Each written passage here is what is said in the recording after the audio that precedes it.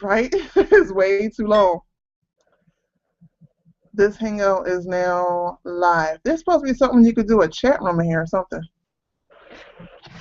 Were you doing what? Who? No, the hangout on as far as Google Hangouts, we're now live, even though we're not live on the show yet. For anybody who happens to go past this, we are testing this just to see how it works. So y'all gonna have to bear with us. 4 minutes until showtime. And you're still skipping a little bit too. I guess because you're on Skype, huh? It might be. This says you can turn up the volume, dial guests up, turn off and down, eject any bad actor. Okay, there's supposed to be like a chat room or something for this. Because you're sounding like, you know how Gigi does her shows? That's how you're sounding. What, where I sound low and high or just like, it sounds like, oh, man, that's some bull. Did you take it off of mute just now? I mean, you put it on mute? No. Why? Oh, we're still live? Yeah. We're live on Google Hangout. Okay. Hey, everybody. Welcome to the Gumbo Cafe with Shani and Diyah. We're trying something new, as Diyah stated. You guys can't see me. I don't know if you can see her, though. They can't see me either. I didn't make the camera 3 minutes until showtime. You didn't do what? I didn't make the camera live, so they can't see me and they won't be seeing me. Not on this episode. Yeah, and you are twitching in and out, so. Okay, maybe if I call in to make this one go onto the other screen.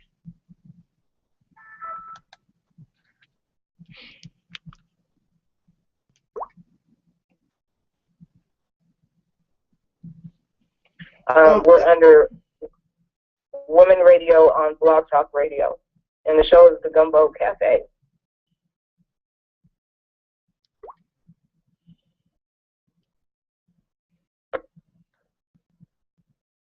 You get to hear the free stuff too.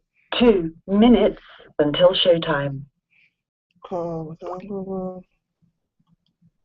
Maybe if I do that, put on speakerphone. Huh? I'm trying to see if my speakerphone be loud enough so that the microphone can pick it up so I don't have to use the computer. Yeah, because you are jumping.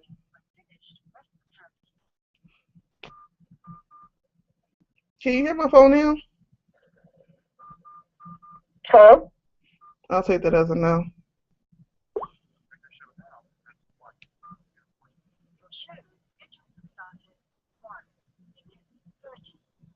Seconds.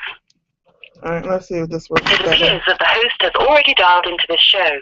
Only one host is allowed per show. Thank you for using Blog Talk Radio. Goodbye. Yeah, I just quit Skype so I can call in and they hug me up. So you even need to call 347-202-0388. 1 minute until showtime. No, I mean I'm hanging up from Skype so that I can call in from the thing. Oh, well, how you gonna do that for? Because I'd rather do it from the computer.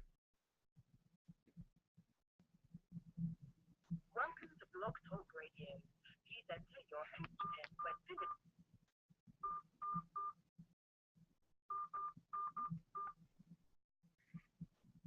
Quiet, guys. Your show is start in 29 seconds. Is that better?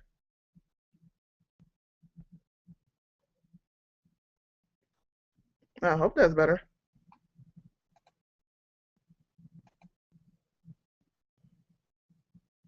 Sounds like this is a skipping move right here. This is so twitchy. Your show will go live in 5 seconds. 4, 3, 2, 1. Blog Talk Radio. 3, 4.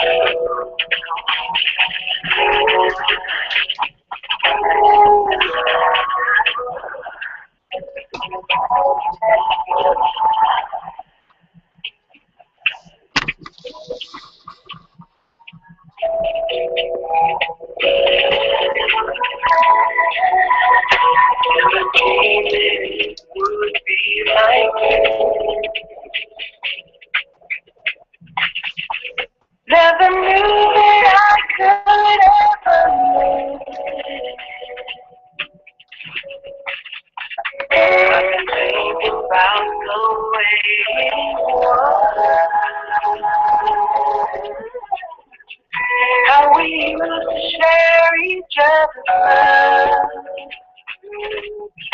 I can feel you calling out to me. I can sense the love you really. So how we got to be this way. But I do know something got to change. I wanna be there for you from the second day to the very end. So when you feel the need for love,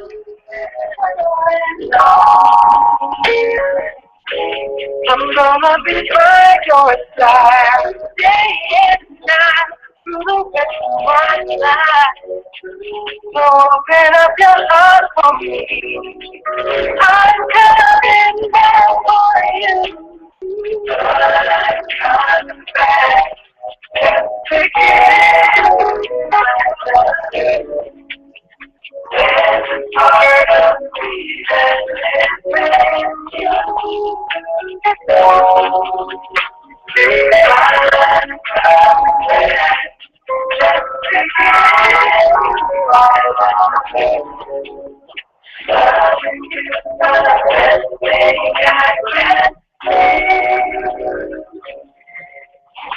Was a time when loving used to be all the fun next of you and me. And with every passing day I learned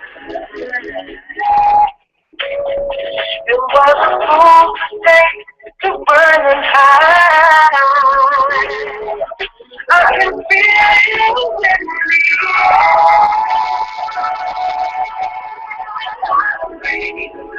You're the center of each part I say. I don't need one thing.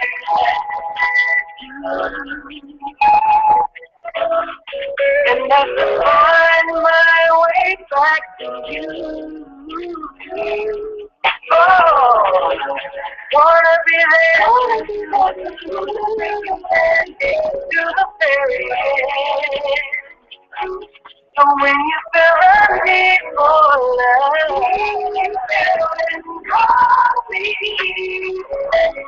I'm gonna be by your side day and night through the rest of my life.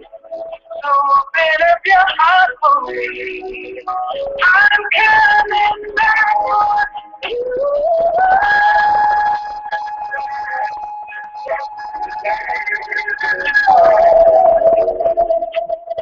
There's a part of me that lives in you.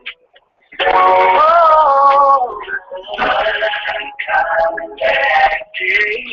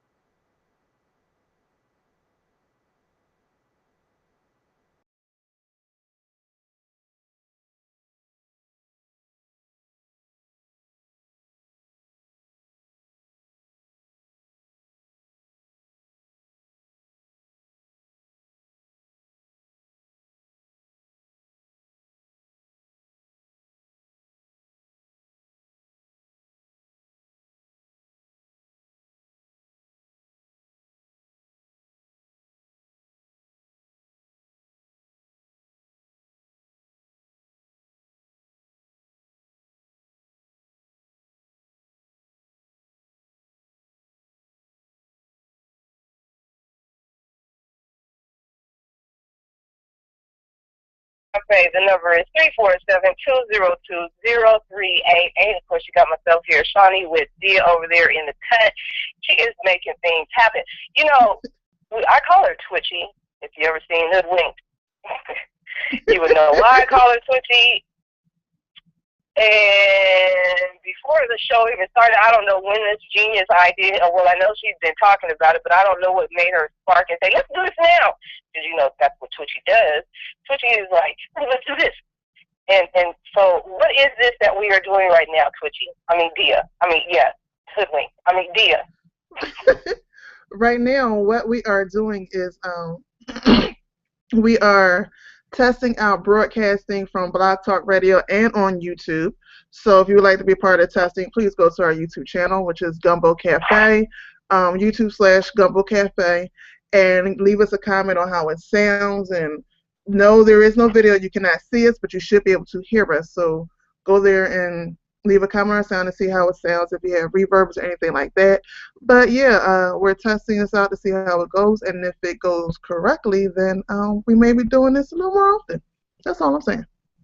Oh, that's all she's saying. That's really what it was. She had another idea. But no, seriously, you guys, if you followed Diyah and I for like the grip, you know, when we were doing Simplistic Truth magazine, we were doing live feeds. I think it was on Saturday night. When were we doing those live feeds on YouTube? I think it was Saturday. Yeah. So this isn't anything new to us. It's just Google Hangout has done some extra changes. Skype has done some extra changes, and it's actually beneficial for those who are doing shows online. And the other good thing is, Diyah won't, bless her heart, she won't have to upload shows if everything goes well.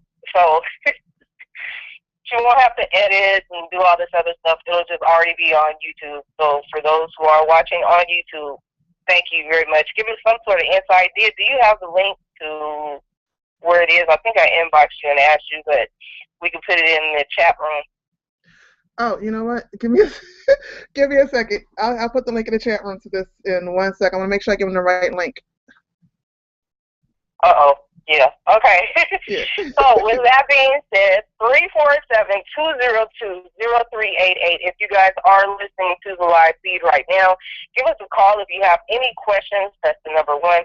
The song at the very beginning of the show, we always start out with something good and interesting. That was Lala Hathaway with Rochelle Farrell. I'm Coming Back. There's always a reason for song choices throughout the entire show.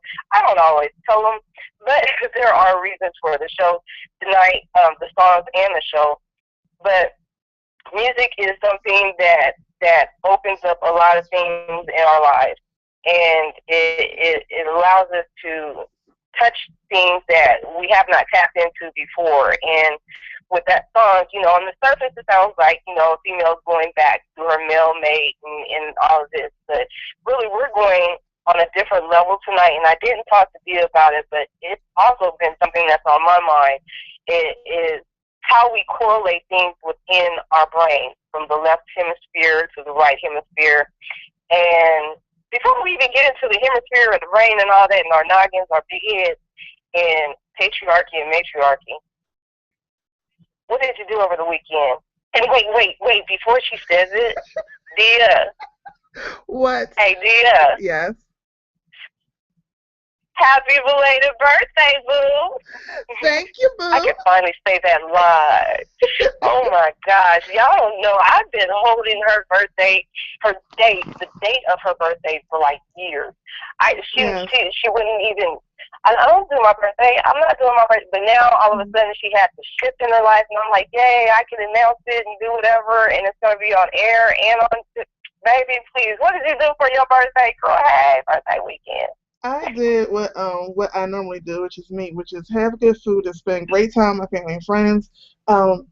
Because of me doing, you know, readings or in some way, shape, or form, or doing other stuff, I've always liked to keep my birthday very private and not public. So this year, even though I didn't go full public the way I had planned to, I at least did tell people it was my birthday, or at least hint at it being my birthday. So somebody hint Shani could get off my back about it. And too, and open up, and maybe next year I'll do a whole birthday celebration thing. I'm not sure yet. But yeah, so Sunday was my birthday, August 31st. Virgos rock. Yes, we do. And basically, I just, I'm very controlling, so I had to cook the things myself. Everybody knows my energy. I had to cook the food myself, but I was able to have the food my way. I got a new deck of oracle cards for my birthday. I got some extra stones. I got some new beautiful smelling candles. Oh my goodness, I already burned 3 of them. Um, I got a I got some more incense. Like I got for the stuff that I wanted for my birthday. Basically, I got and some extra. So I am a very happy person right now. Shani, in her own way, gave me gifts that I asked for. We like to. I mean, me and Shani is actually odd when it comes to birthday gifts. We like to do odd things. So I asked her for some odd things, and she still did it anyway. So. Man, I so did. I know she wasn't expecting. I hit her up like 12 o'clock midnight. I figured she was asleep. And I was like, let me just hit her up at, Saturday night, Sunday morning, early Sunday morning, like 12 o'clock. That's a witching hour anyway.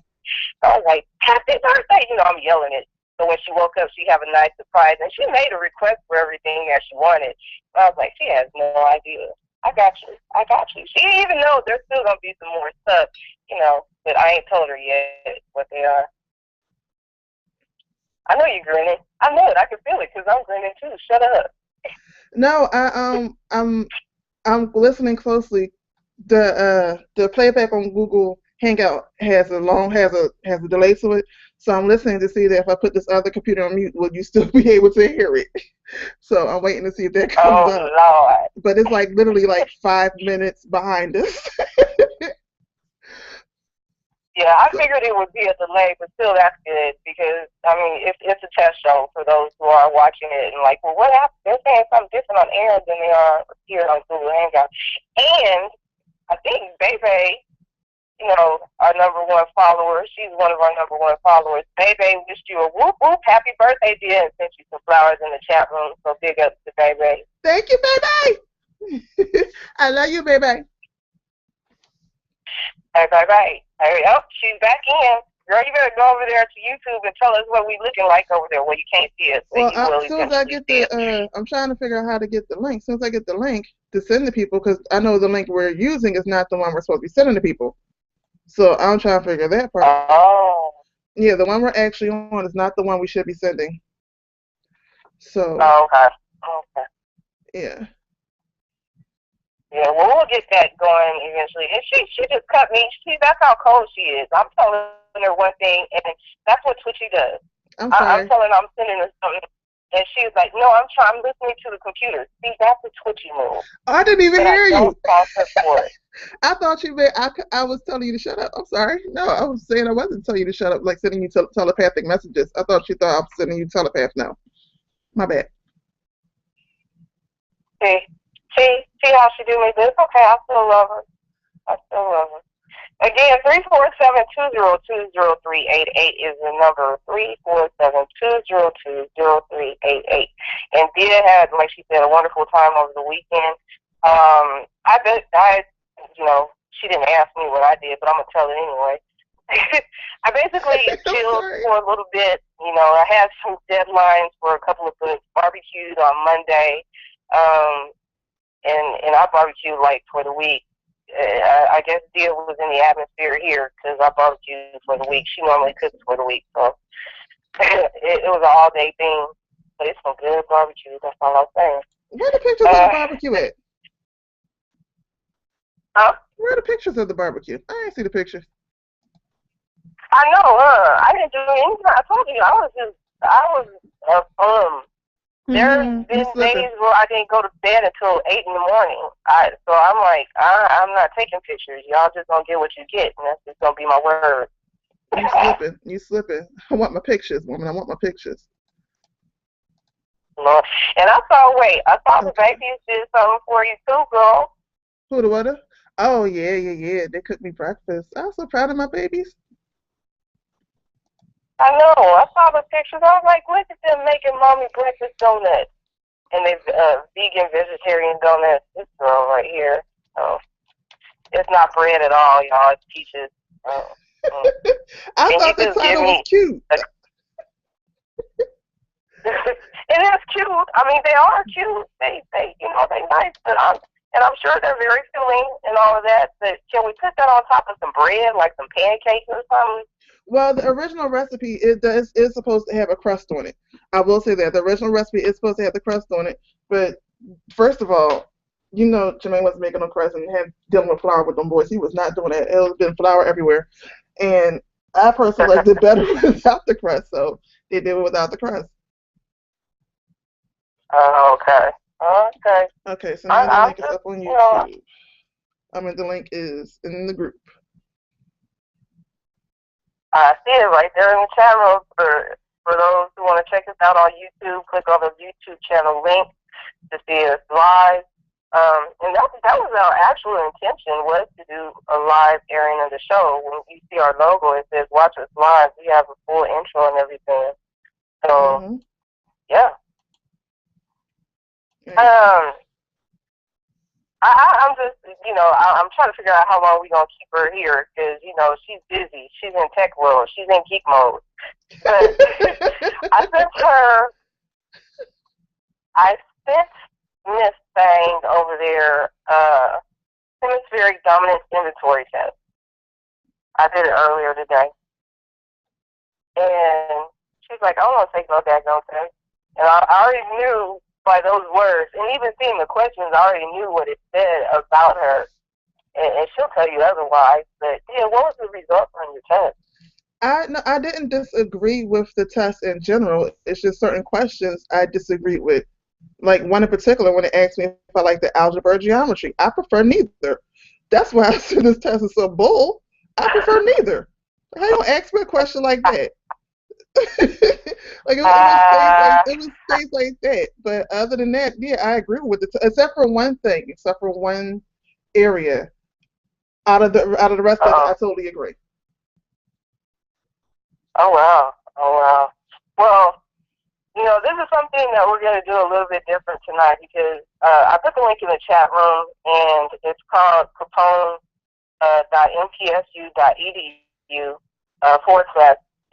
/studhd/hemispheric_dominant.html. And see, this is where you guys need to be in the chat room so you can see exactly what the test is. But just in case, if you're not there and you're just listening, I want you guys to take a little bit of time, focus, really concentrate.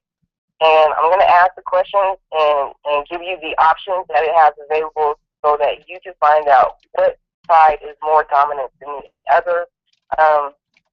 Diyah thought I was a left brain thinker. No, I am so right brain. But anyway, here's the first question, and it is, it's actually 19 of them.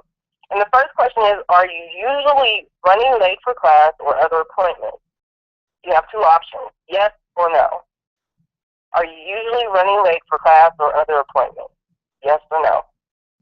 Then the other question is, when taking a test, do you prefer that questions be objective, which are true or false, multiple choice or matching, or do you prefer subjective, discussion or essay questions?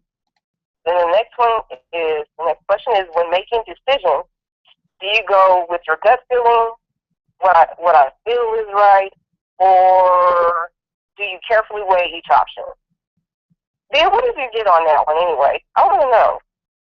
Number 3, when making decisions, do you go with the gut feeling, or you carefully weigh each option? That's another one that I had an issue with because well, in the end, I go with my gut option, but in the beginning, I do kind of weigh, and then somewhere in the weighing process, I say screw it and just go with my gut. So it was like I kind of do both of the way.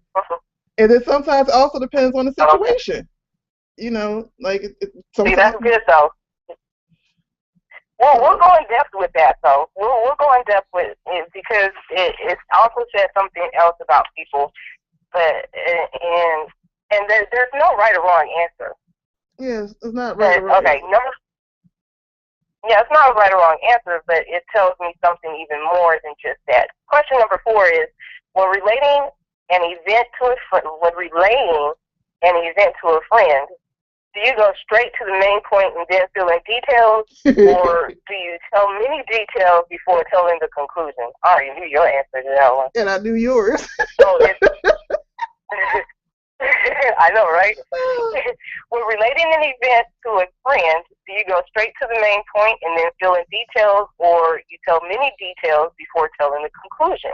I tell a whole bunch of details, Yes. and Dia's straight to the point. Number 5 is, do you have a place for everything and everything in a place? Only options here are yes or no. Yeah, and so do you have a place for everything and everything in a place? See, now, do I have a place for everything? Yeah. Is everything in its place? No. So that was another one I had a problem with. Like, do I have a place for it? Hell yeah. Is everything in its place? No. Especially when I'm in research mode. No. Man, them books will be all over the bed with me. If I fall asleep on the floor, they're on the floor with me. It's not back where they belong, but it has a place. So it's like that was a catch-22 for me. It was for me too. It really was, because I like order, but then there's another side of me that says, well, actually, if you saw my bed right now, you'd be like, you don't like order, boo. Anyway, number 6, when faced with a major change in life, are you excited or are you terrified? When faced with major change in your life, are you excited or are you terrified? Now, see, that's where question number 2 comes into play. Oh, go ahead. Never mind. Just go ahead. We can go back to that one. Okay. Your work style is, number 7, your work style is like this. You concentrate on one task at a time until it is complete, or you usually juggle several things at once. She and I both got the same one on that one. I already know it. We both juggle several things at one time. I know that one. Number 8, can you tell approximately how much time has passed without a watch? Yes or no? Yes. No? I can. You can? Yeah, well, if I'm outside, if I'm outside, I can. Yeah. If I'm outside, I can. See, that's another one problem with the question, because it doesn't say where you're at. If I'm outside and I've been in the sun, I can, but when I'm in the house, no. See, you're going too deep. Okay. I'm just saying. I know you're sitting there like, I can't stand this. And this is the ultimate one that Dia cannot stand, which is number 9. Which is easier for you to understand, algebra or geometry? We already know her answer. She don't like neither one. That's all I'm saying. That's all I'm saying. But you know what? It's interesting when you think about what algebra is and what geometry is. You got forms and then you have straight structure. So that's how I broke it down. Number 10, it is easier for you to remember people's names or to remember people's faces. What is yours? Mine, I can remember people's faces to forever, but I can't remember their names. You had to ask? Do I ever know any movie stars' names? You really had to ask that? Okay, it's faces. Yes. Oh, that's right, because we were watching one movie together. You're like, oh, that's the guy from, yeah, so you're right.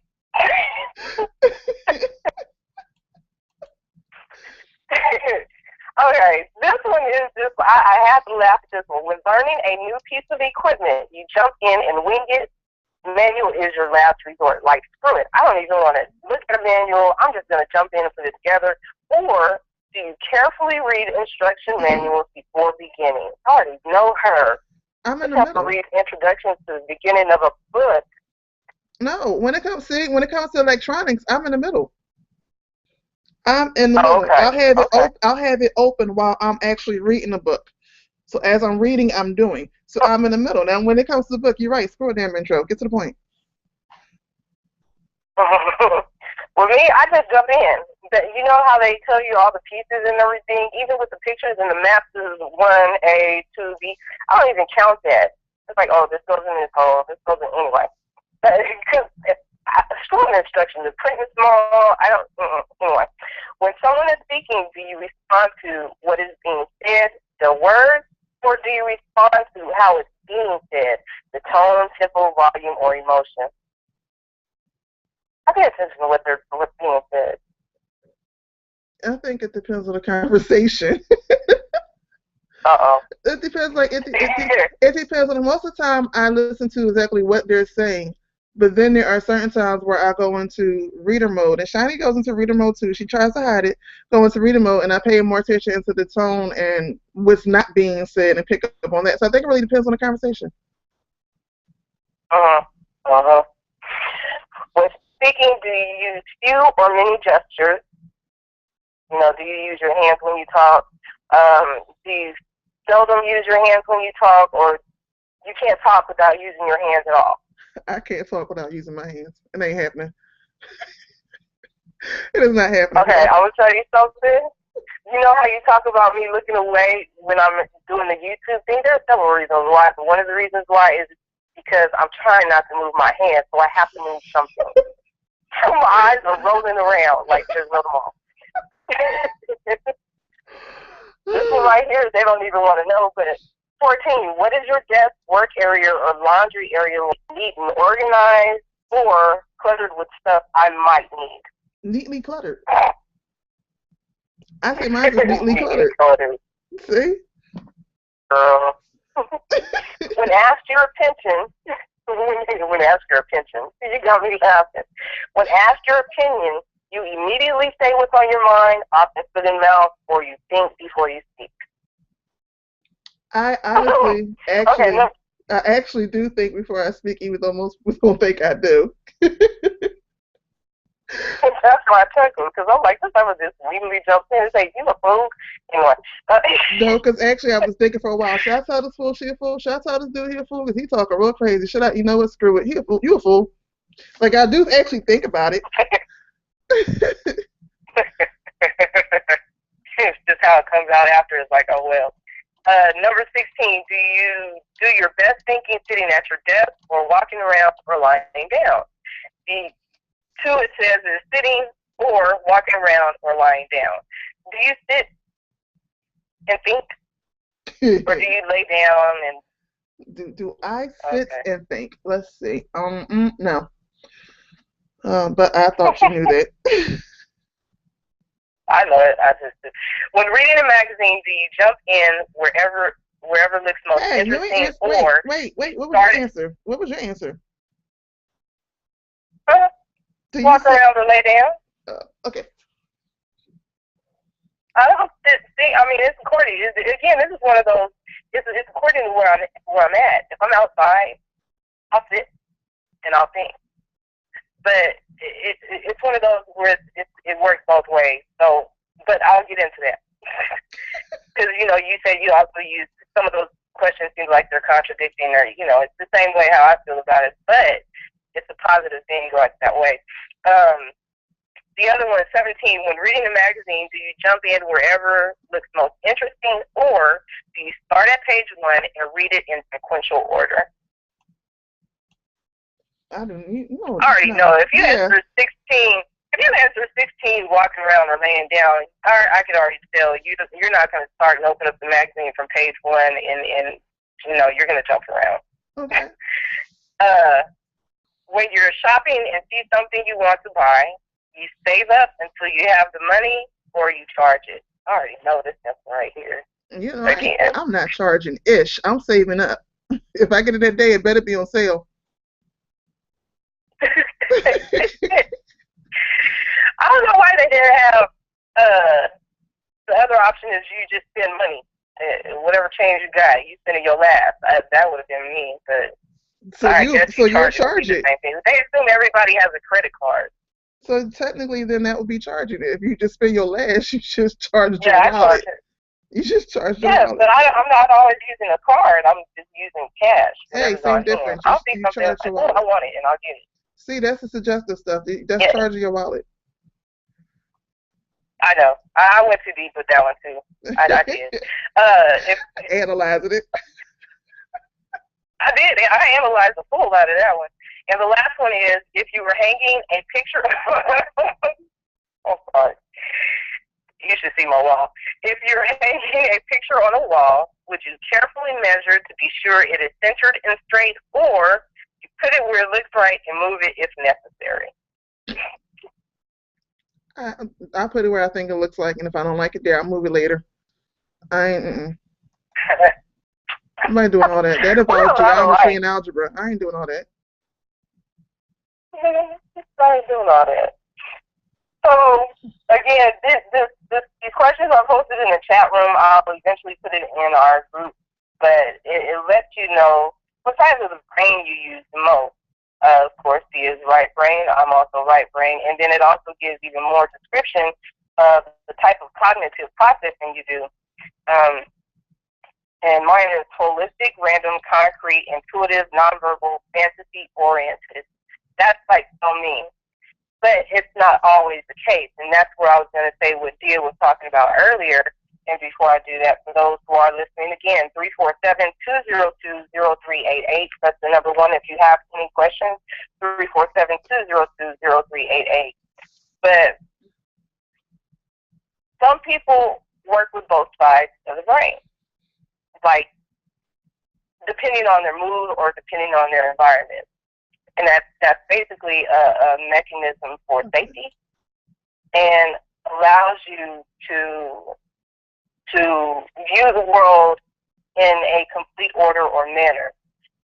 The thing that we're seeing a lot of, if you see a lot of people who are on that World Star or whatever, they're going to tend to be focused on one side of the brain. And, you know, we would think it would be logical side because, you know, it's the way that it's presented to people. It's, mail order and all of that. But no, that's not the case. And it's even geared to World Star hip-hop is geared towards men. However, a lot of women watch it. And those people tend to be more right hemisphere thinkers. And when you see that they're in balance with the things that they view, their intake, their environment, you also see the results in their life.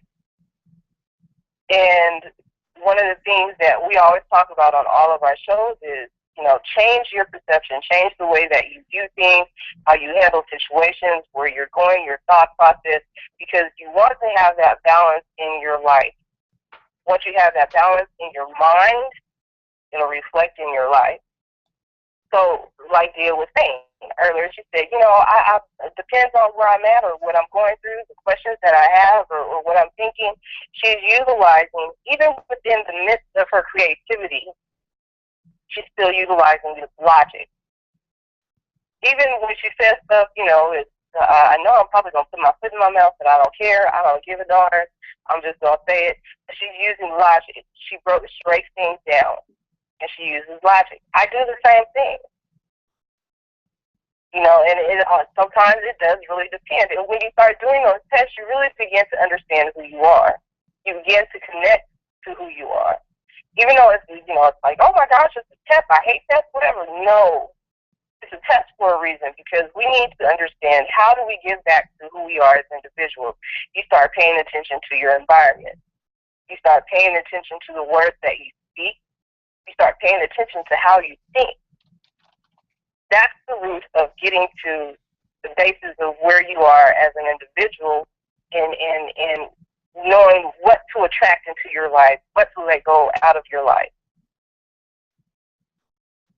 It's being one with the left and the right side of the mind.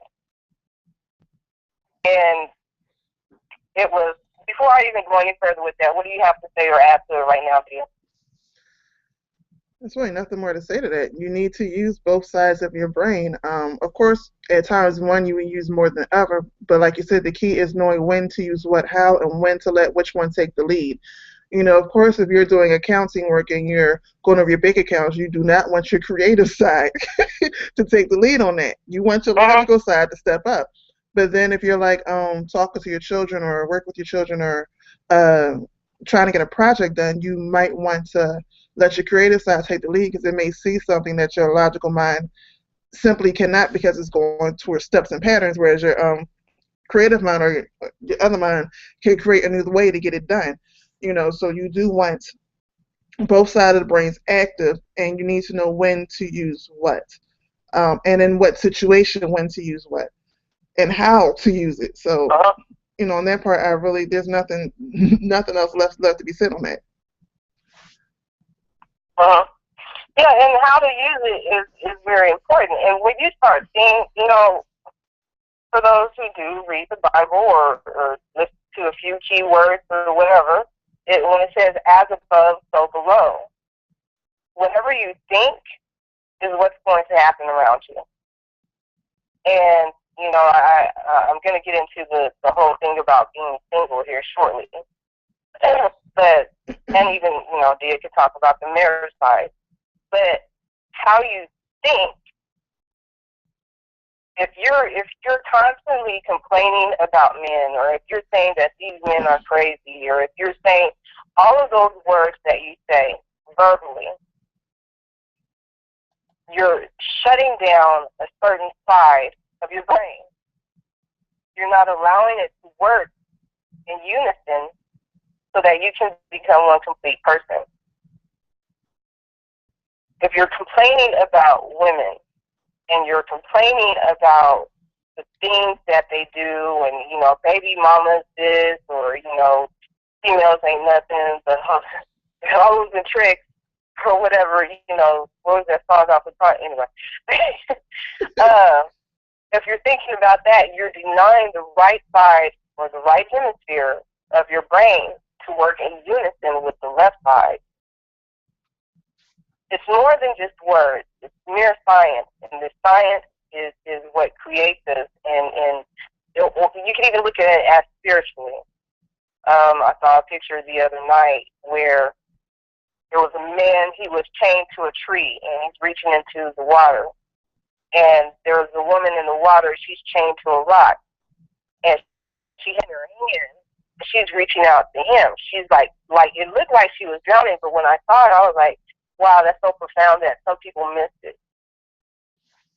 Tree represents the foundation, the logic. And man cannot be moved from that destination. Even if he's chained to it, he cannot be moved from that destination. Water represents spirit. Even though it flows around her, she is still chained to that cycle. I saw yin and yang when I saw that picture. I'm going to inbox it to you here. But there's still, what got me is the woman, she had the key. That spiritual side of it had the key in order to bring the two together. He was reaching, she was reaching, but the way people saw the picture, they were like, "Oh man, that's crazy." She ain't nothing but she ain't no good. She's just using him. And, a man, he's always bound to something, and he can't survive. And women can't see it. They miss the whole point. The whole point was something spiritual.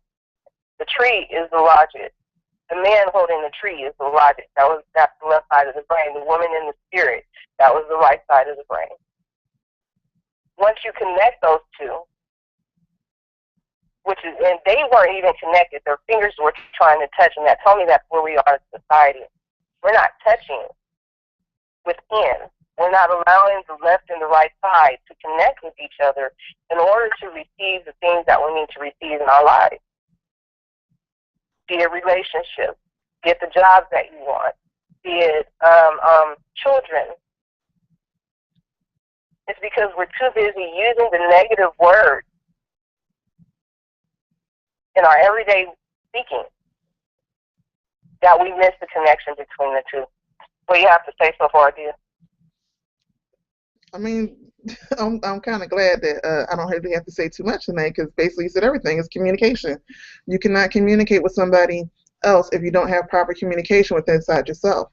If the left and right brain isn't connecting itself with proper communication between your spirit and logical mind, or your soul and spirit and your body, if all that is not effective or proper communication, then there's no way possible you can effectively communicate to somebody else your needs, wants, and desires, or you can effectively hear their needs, wants, and desires, so y'all can come to a compromise or agreement or make some type of plan to map it out to manifest it. So, I mean, I'm just glad I ain't got to talk that much tonight, because I'm trying to still figure this out. It's one little problem that's bugging me. But yeah, so far I totally agree. You gotta have you gotta have communication, and there's no way to get around that.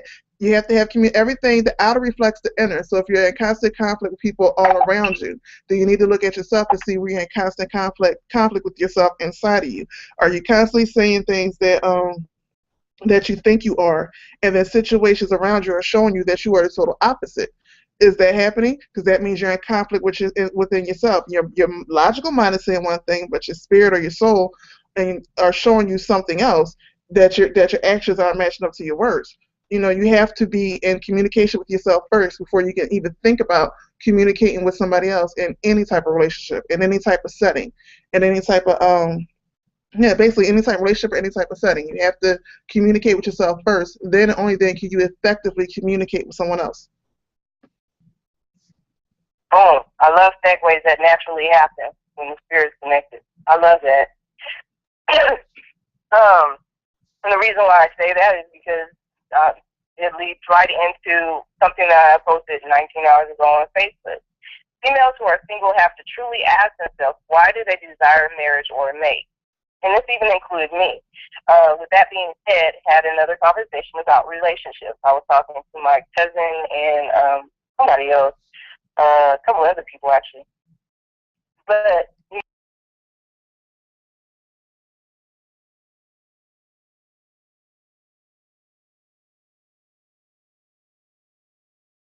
communicating with ourselves.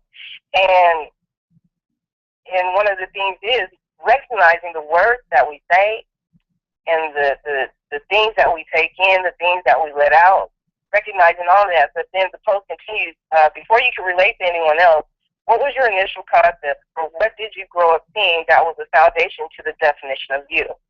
Who are you?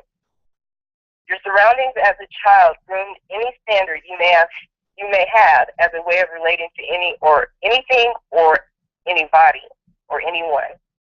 So your surroundings as a child groomed any standard you may have as a way of relating to anyone or anybody or anything. How are you towards your mother or father, and why? Ask yourself these questions, write them down if you want to go back and download them, just seriously for the single ladies or even the single men. Begin to ask yourself these questions. How are you towards your mother or father, and why? How are you towards your siblings? Why are you that way towards them? How are you towards family members and friends? How are you towards co-workers? Why are you that way towards those people? Again, this is beginning to build an active communication within yourself so that you can see exactly what it is you're doing and why you're doing it. And that's merely the first step. Once you begin seeing the why, you begin seeing how you view dating and relationships. Once you recognize that why, and I had to go through it. This isn't anything that, I just came up and, I read a whole bunch of books and this is stuff that I actually had to do. These were questions that came to me that I had to ask myself. Then, with that first step, you begin to see why you end up being in the no good relationships. You always pick the same type of guy. You see the pattern because this is how the mind works. The mind is now following the pattern of logic from the left side of the brain.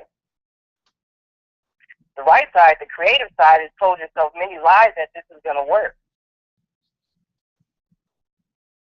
Why does the right side tell you the lies? Again, it comes from the foundation that you have with your relationship with your mother and father or your environment, how you related to, and the words that they fed into you.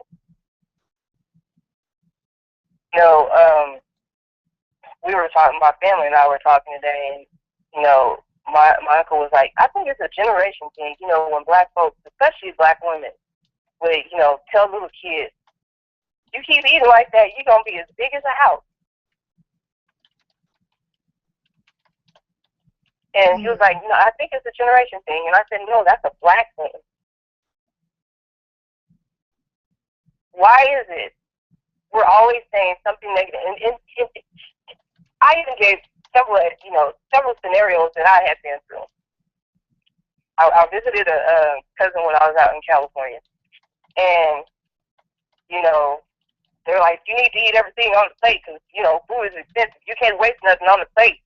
You better eat all of that, and if you don't, you're going to get grounded. You better eat all that. You better eat all of it. There you go. As soon as I ate the food, and ate everything, they sitting there looking at me the entire time. Hey, you was hungry. You're going to be as fat as a house, big as a house. Mm-hmm. Now, what I got was, if I don't eat this, I'm going to be in trouble. I also got that it's going to be wasteful. I also got that all this other stuff. That was the logical side kicking in.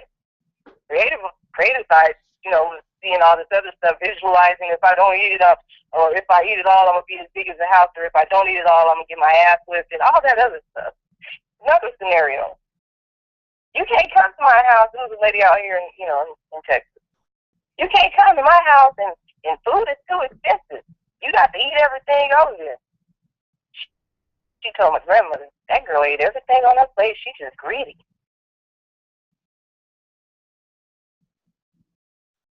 That wasn't me.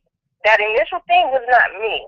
So you have to get to the root of why is it you make the choices that you make. Forgive yourself and forgive them, and to why you made those choices and decisions. But just start thinking about it, communicating with yourself, and forgiving them, forgiving yourself, and moving forward. That's the other phase of it. The other thing that I had also posted on there is, were you complete as a child, or was something always missing? If something was always missing, how often do you see things always missing when it comes to relating towards men or women? Do you find yourself saying nothing is ever enough, or I want more? So you have to dig deep down and ask yourself, why does it seem like something is always missing? I'm never satisfied no matter what I do. What is it? And when you find the patterns from your childhood first, they will begin to reveal your relationship patterns in dating, your relationship patterns with coworkers, your relationship pattern with yourself. There's a lot of people who are depressed. The reason why they're depressed is because they're not, first of all, relating to themselves, and they hate themselves.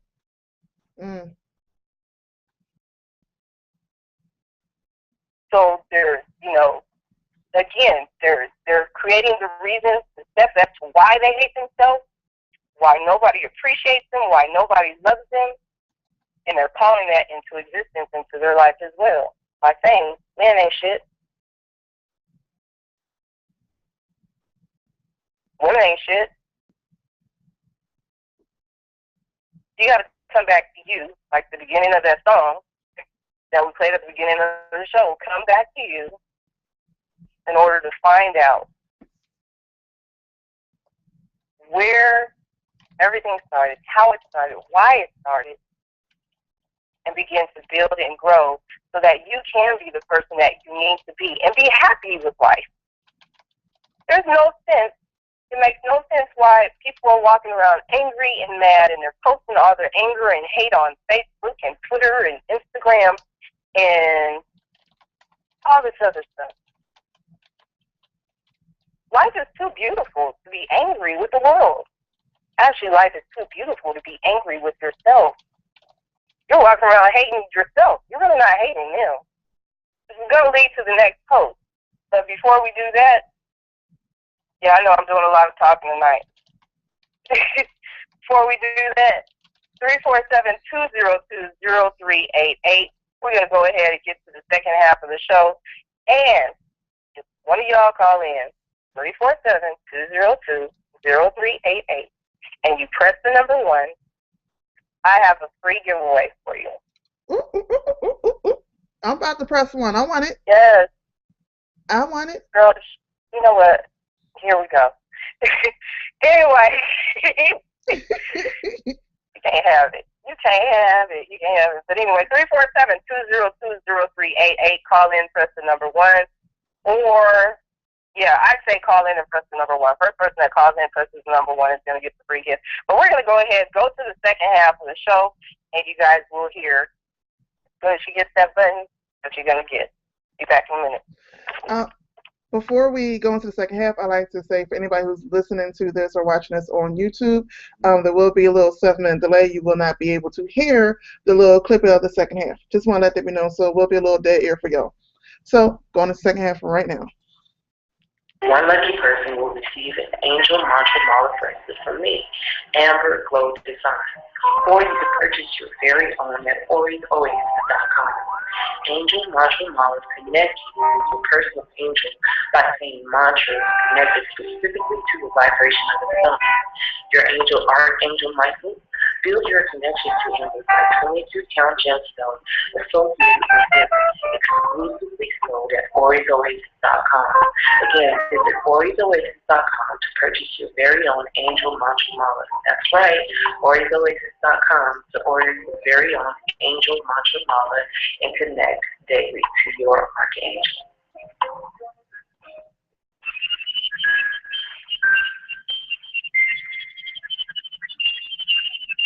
Are you an author looking for answers about publishing your first book? A veteran author who has been used in the publishing industry but wish to connect with your peers, feeling left out? Now there's a place where you can feel at home and have all the information you need in getting started with publishing and finding useful information. Authors Info is a network website designed for the publishing industry. Meet readers, authors, publishers, designers, and more at Authors Info, a business site for the publishing industry. Authors Info is your author and publishing information home. In the confines of your home or on the go. Check out the website at www.authorsinfo.com. Again, www.authorsinfo.com. Please sign up today. About to make a change in your life and not sure which direction to take. Looking for a new job and not sure if this is the one. Feeling a bit confused about who you are. Visit OriesOasis.com for your oracle readings, astrological analysis, and much more. Here you will find an understanding of you with the assistance of Diyah and spiritual channeling, oracle reading, or your natal chart. That's OriesOasis.com. OriesOasis.com for your astrological reading, channeling, oracle reading, and much more. OriesOasis.com makes spirituality practical.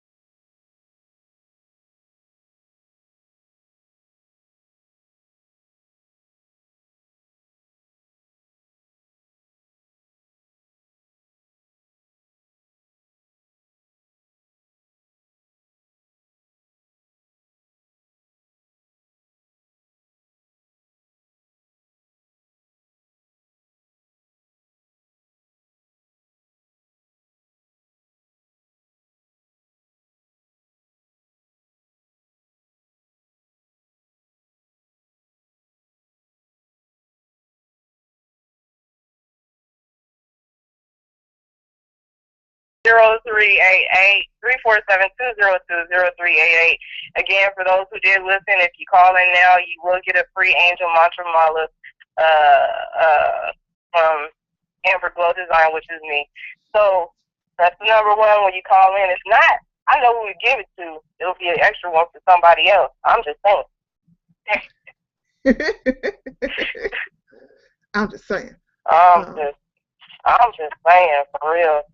Now, before we get back into the deep thinking and all that, and that was Rochelle Farrell again. That was off of I think Medea's Family Reunion. I can't remember, but again, we're talking about not just relationships, but also the left right side of the brain and how we have so many wounds and things that are in the way that we need to get to that first.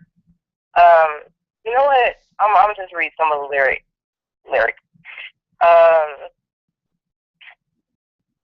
And I'll also just post it in the chat room, the song. But she gives her body freely because she can't give herself completely. There are wounds in the way. She cannot bear to be naked to the world, so instead she'll just fake it with a man. There are wounds in the way.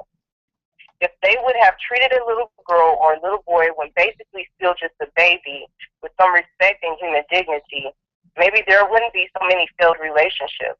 We might even have a ghost of a chance in just loving each other, body, mind, and soul. Then it talks about the guy. He gives his money freely because he can't give himself completely. There are wounds in the way. He cannot bear to be honest with himself, so what the hell? He will lie to a woman. He will lie to a woman. There are wounds in the way. And it goes back to if they would have treated a little boy or a little girl when basically still just a baby with some respect and human dignity, maybe there wouldn't be so many failed relationships. Might even have a ghost of a chance in just loving each other, body, mind, and soul. As time passes by, they begin to multiply. There are wounds in the way, adding up secretly like the rings of an old oak tree. There are wounds in the way. Some old and some new, stifling, debilitating, and cruel.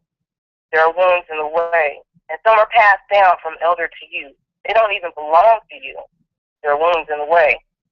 As time passes through, they begin to accrue a strange sort of value, something you think worth holding on to, because you don't want to change who you are. He loves her strong and true, but when he gets angry, it gets misconstrued into violence. There are wounds. And she loves him equally, but when she feels misunderstood, instead of sharing openly and honestly, she's withholding. There are wounds in the way. And that's Rochelle Farrell, Wounds in the Way. That when I heard that this morning, because again I didn't go to bed until like 8. So when I heard that this morning, I was like, you know what, that is just so powerful in itself.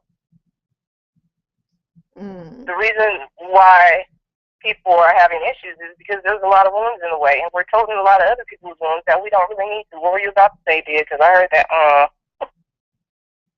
I wasn't about to say anything. I have a couple of things going on in my head over here. I wasn't about to say anything on that.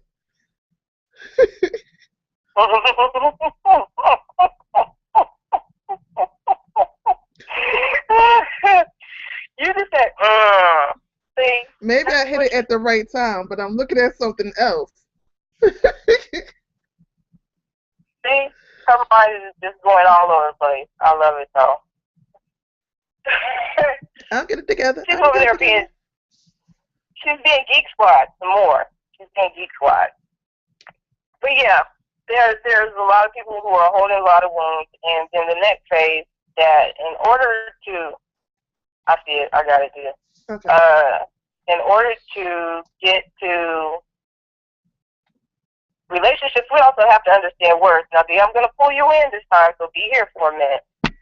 Why are words so important, and why must we use them in a certain way? Whew. How deep do you want me to go with that? Go as deep as you can, as you want to. Okay.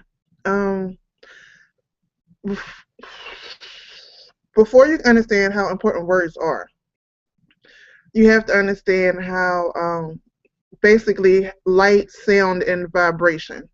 And I say that because All words carry a tone and carries a sound.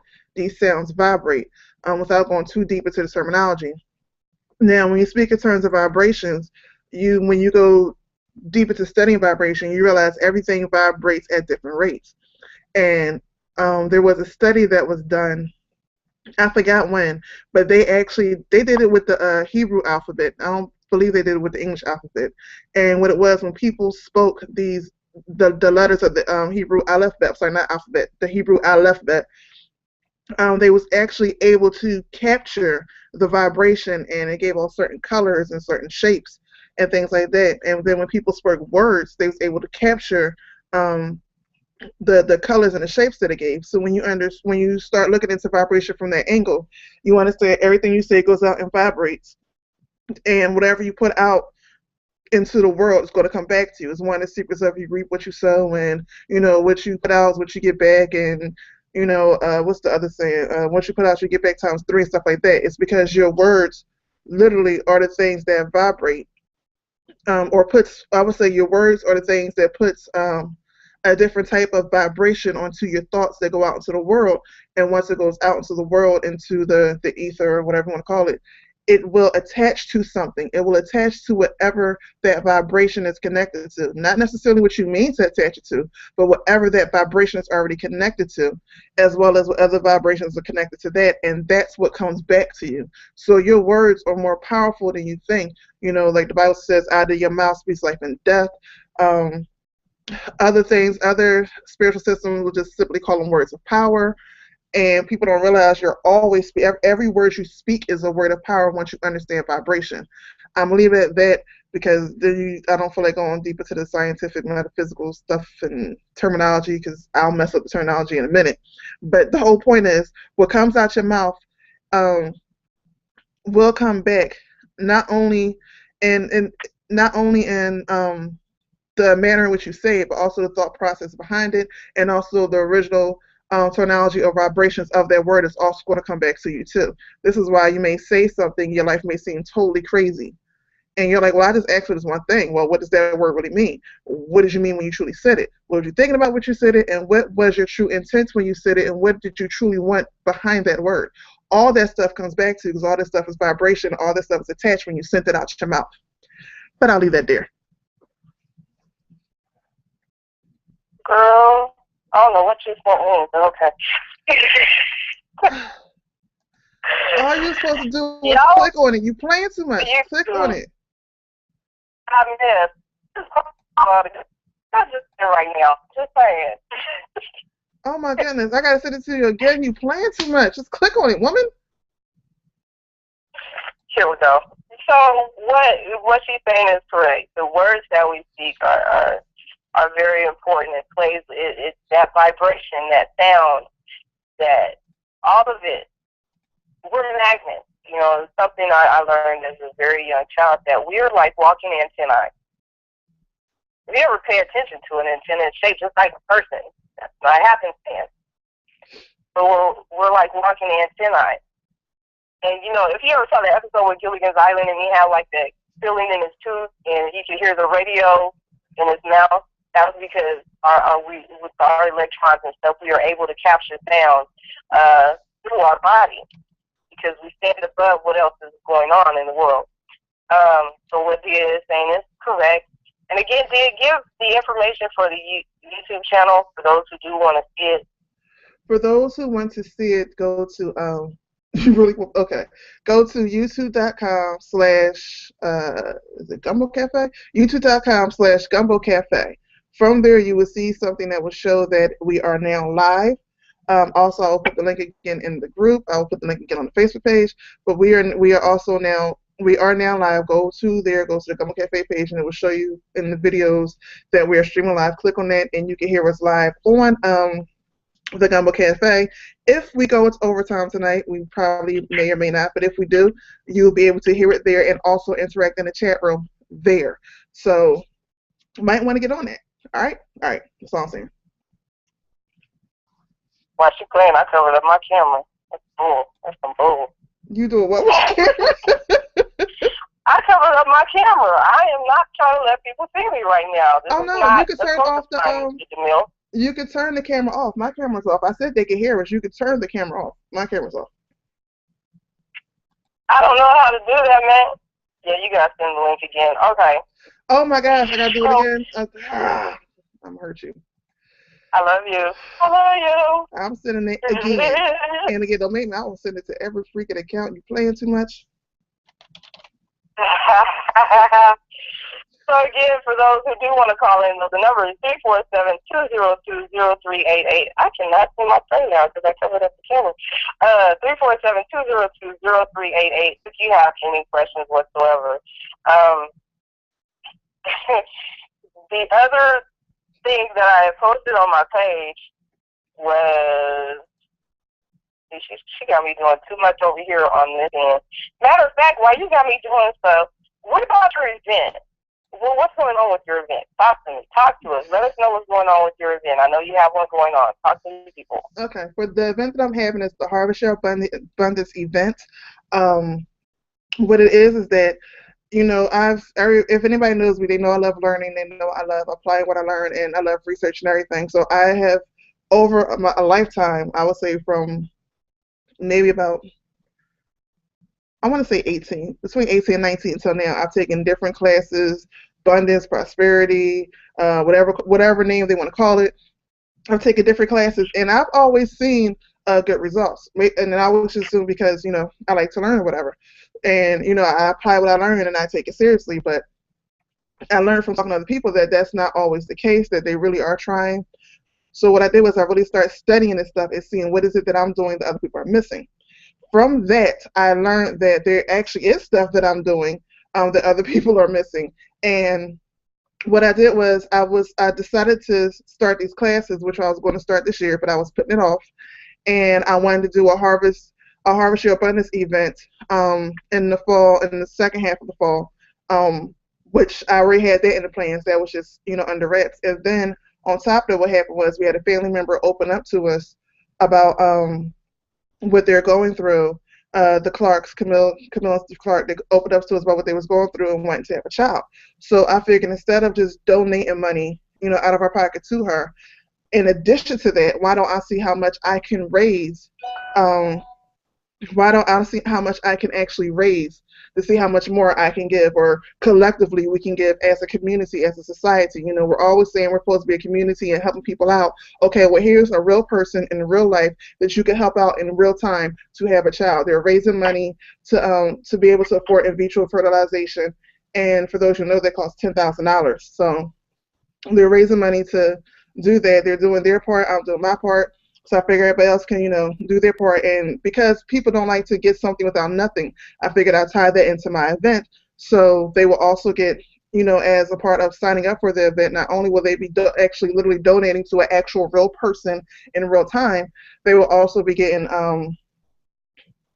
five or four different kinds of readings. You would get a tarot reading from Spike of the Mother Star. If y'all sign up before Friday, I would say y'all would get a tarot reading from Spike of the Mother Star. You would get your crystal readings from Braveheart, who is excellent. He tells you the stones, and for those who work with crystal stones, or those who don't, he's excellent in telling you what stones you personally need to work with right now. You should keep around you. You would get a financial energy chart from me, which deals with astrology, which deals with the energy you were born with, your attraction energy as far as manifesting in abundance. You'll get a chart for that. That also comes with mantras that you could do and say to yourself. You also get another reading from Glammy, which Glammy, if you go to her channel's Glammy Witch, she does live readings all the time. Not for free, they're paid live readings all the time. She normally charges $55 for them because she does double readings with another lady, but she decided she will down her price to be a part of this event. And she's willing to do live readings. And she's giving people also the option to have private or live readings, which she don't normally do. So you have that. Then on top of that, again, you have the 4 classes, the 4 missing keys to what most people are missing when they're trying to manifest things. You have bonus classes. Then for those who always ask me to light a candle, be it from Catholic background, witch background, alchemist background, they're always asking me to light candles, especially for abundance and manifesting. So in this event, you get that. You get the candle as well, and it's also a group meditation. So that's a whole lot, and the special price right now is $25, but that's only until Friday. After Friday, we also already have three giveaways. Three giveaways that have been donated. One from my publisher. She is donating one of my three books that I have out now, uh, which is you'll get to pick from one of those three books, which are now available on Amazon.com. Uh, Colors and Oh, Stones. she is? Yeah, Go yeah. ahead. Go ahead. Colors and Stones. Publisher. Colors and Stones. Stones and Colors. Magical Numbers, and also Mystical Colors. They are geared toward preschool years, but I have found that adults also love them, especially Colors and Stones. They're in love with that book. And what it was is these books are basically geared to bring spirituality back to the basic stuff that children have to learn every day without being specific to any particular path. So no matter what path you choose, you can use these books for that path. Um, that's a whole nother story how those books got manifested, but those three books now, they're one of them. One lucky person will be able to pick through one of them. Pick one. If you live in the United States, you will get the actual book. If you do not live in the United States, you will get the PDF or the EPUB version, or the ebook version. That's but that particular giveaway is open to all. The other two giveaways are a secret, and there may or may not possibly be a fourth. See how that works as we get closer to the date. Or maybe there will be a fourth, and we'll just have to get that one later. But again, that price is only right now $25. I extended the price because of the holiday. But as of Saturday morning, midnight, Friday night, the price is going up to $43. You do not get the extra bonus classes. Two of our readers are dropping off. You will still be able to be in two of the giveaways, but obviously the one with these particular books, you will not be entered in that. So, but you will still get everything else with the candles and other stuff. And then I'm working now with I'm in the works to see if something else we could put into it that will also make them feel a little bit better, but still be add-ons to people who already paid for the event early. So that's what's going on with me. Also, if you want to go directly to them or find out more exactly what the event's about, who this event is for, raising money for, you can go to orioasis.com/abundance-now. That's orioasis.com, ORIOASIS/abundance-now to get all the information and to find out who we're raising the money for. And if you just want to donate directly to them, I am more than grateful because that's what this event is all about. You just go there and donate directly to them. Any amount helps. Awesomeness. Love it. Oh, yeah. Pretty cool. OriOasis.com. Visit OriOasis.com. She got some stuff going on over there. Well, you want to build your finances. Get your finances together, people. Actually, harvesting abundance really isn't just money or wealth. It's just whatever you're needing abundantly in your life.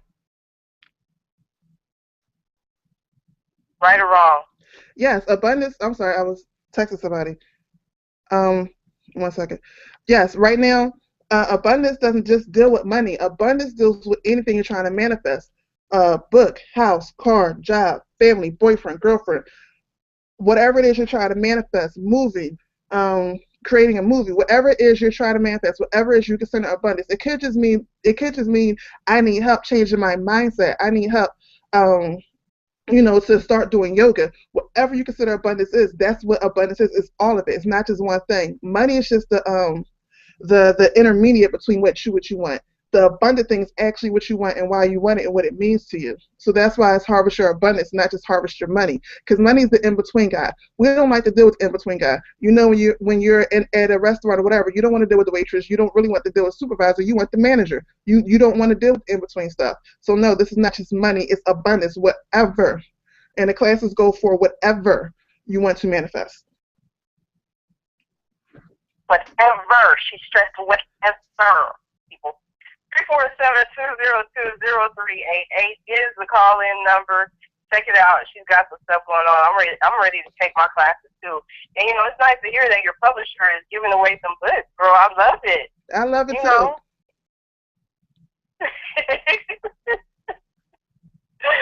Oh, I'm giving her a hard time because that was my first time hearing it. It looks like we have a caller, or I think we should take that caller. Okay, cool. Let's take the caller here. Did they press one? They pressed one. Believe me. Take the caller. Oh, I know who this is. Area code 505-504. What's your name? Where you calling from? I'm calling from California. Hey, California, what's going on? Nothing. Just chilling, listening, hanging out. I know who I this know is. who this is. Who's this? I know your name. Go ahead and say it. It's Glammy. It's Glammy. Hey, I've seen Glammy. this. For you guys, hey, Glammy, if you guys don't know who Glammy is, she is on her stuff. I mean, this lady does it. She does the light work. Check her out on Facebook, Glammy Witch. You can check her out on YouTube. Google.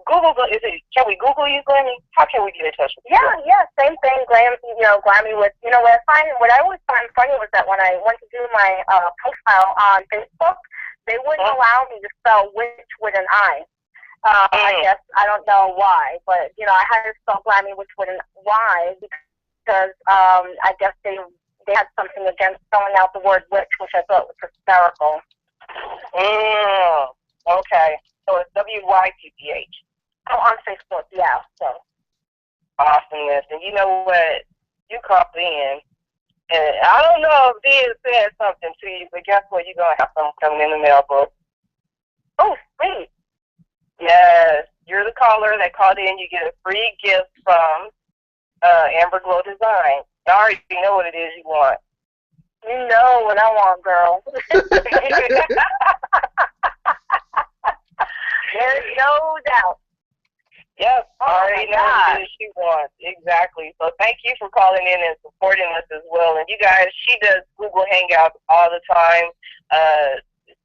Just check. What do? You do oracle readings. Yeah, so, we do oracle readings, we do a lot of light worker stuff, healings, and, and it's so funny because Diyah and I were saying earlier that, I just started a Facebook group with a friend of mine, and I told her, I said, it is very light, very kind of, unicorn and lollipop, and we need, like, a Facebook group for people like us who are, yes, we do that kind of work, but we also have, our hip side to us, And so I said, girl, we got to start our own group because this is just, it's more like rainbows and lollipops. And, we know that it's not like that out there. So, I think eventually maybe we should just start our own little Facebook group.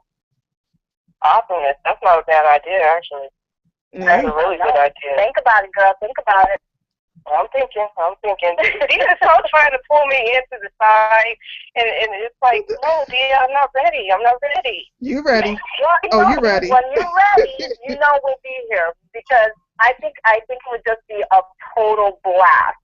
Because we bring a different flavor to the light worker community and to the witchy groups. We're a different kind of breed, and I think it would be really awesome for us to, kind of collaborate on things and pull you in and harass you and and get you to the point where, you're ready.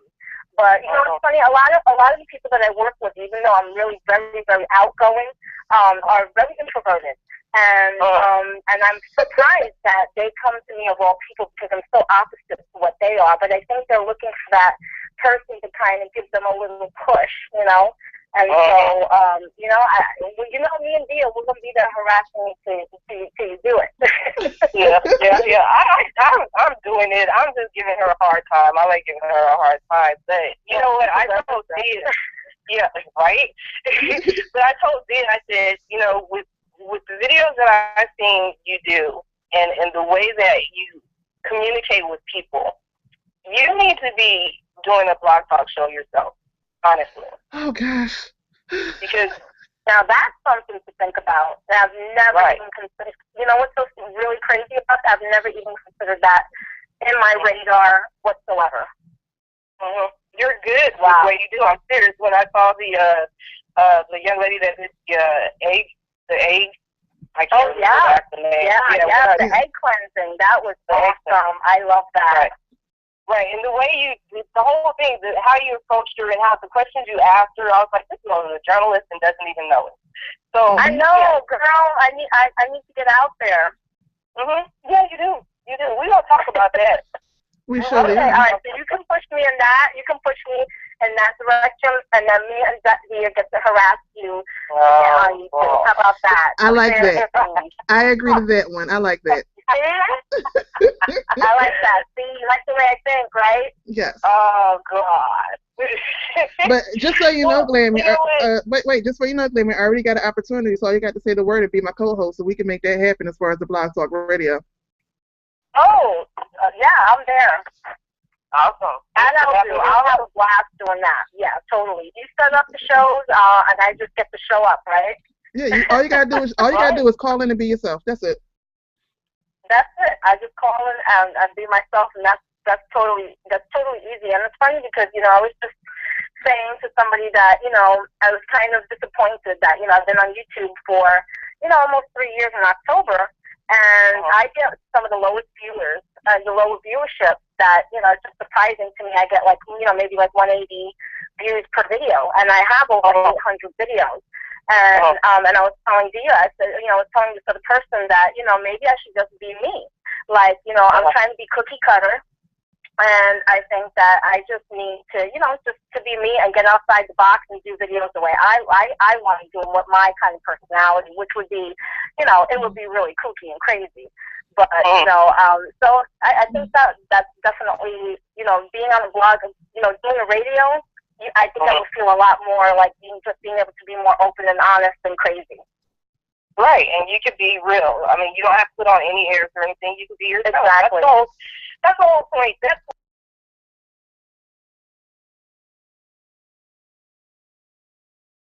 it, and I keep her grounded sometimes. Sometimes I get out there. Our shows relate to people on a daily basis.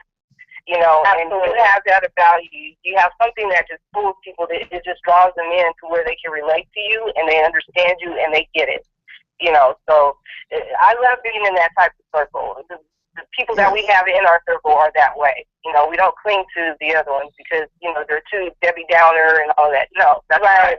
Yeah. That's not what life is about. Life is when you experience it, you're able to not only see the physical, but you're also able to see the spiritual, and you're able to connect, and life feels so different on this side, Right. And what people forget, too, is that when you're trying to connect to that spiritual side, people think that, you should be more enlightened, and you should be less 3D, and you should be, no, we're still people.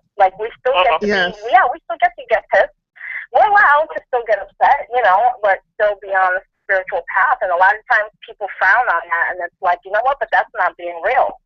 It's not always about just being light.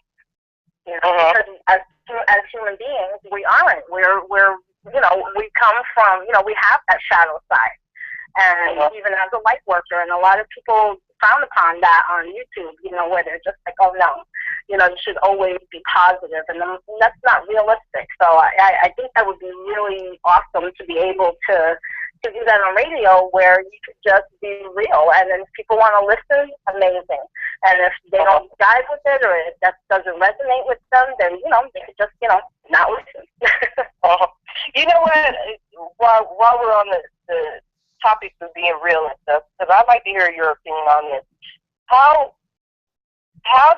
What would your suggestion be for women, either single or married, to get to the root of the problem that they're dealing with, and so that they can grow, so that they can attract the things they need to attract in their life?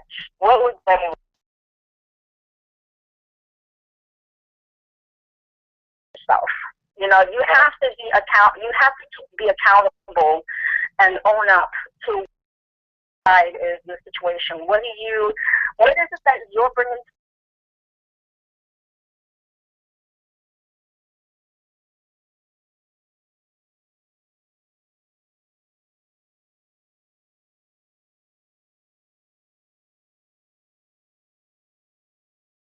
It's all about going into the past.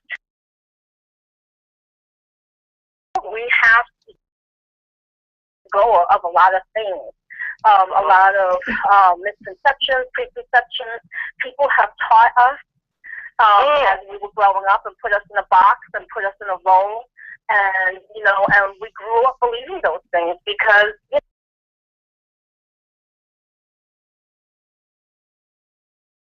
can't do it.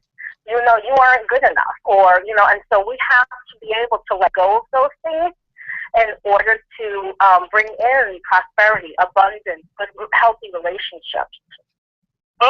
Like, okay, y'all, okay. She was talking.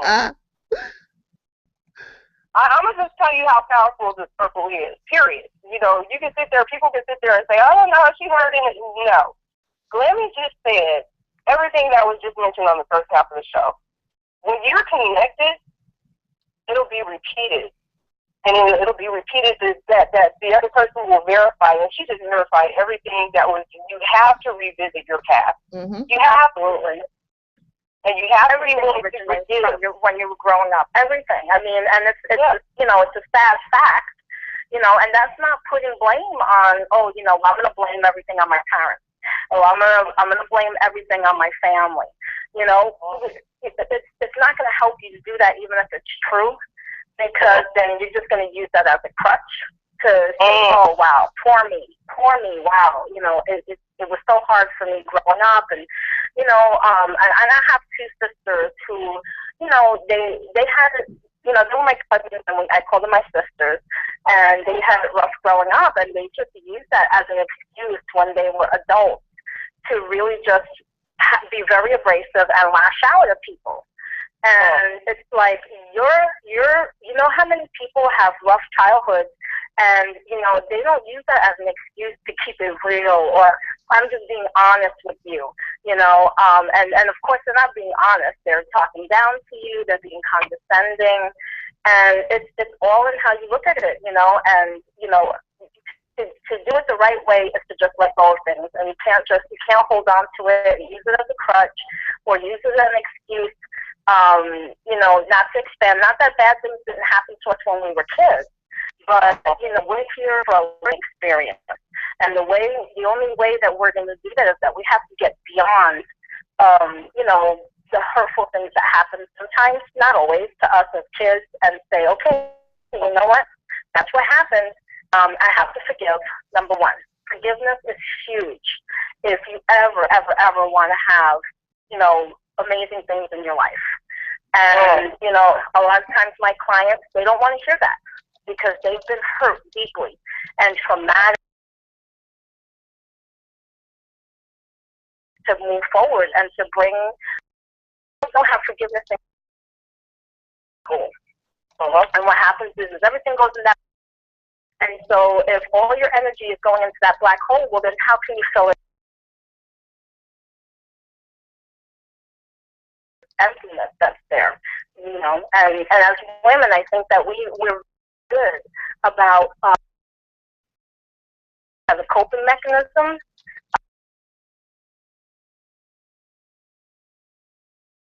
We don't have to work on it because we have to survive. We have to bring home, we have to bring home a paycheck. We have to things, sit in the background, and we think that so that would be my advice, would be to, start clearing out, bring out the skeletons from the closet and start working on that. Mm-hmm. And we also, I mean, just when you talk about questions from one of our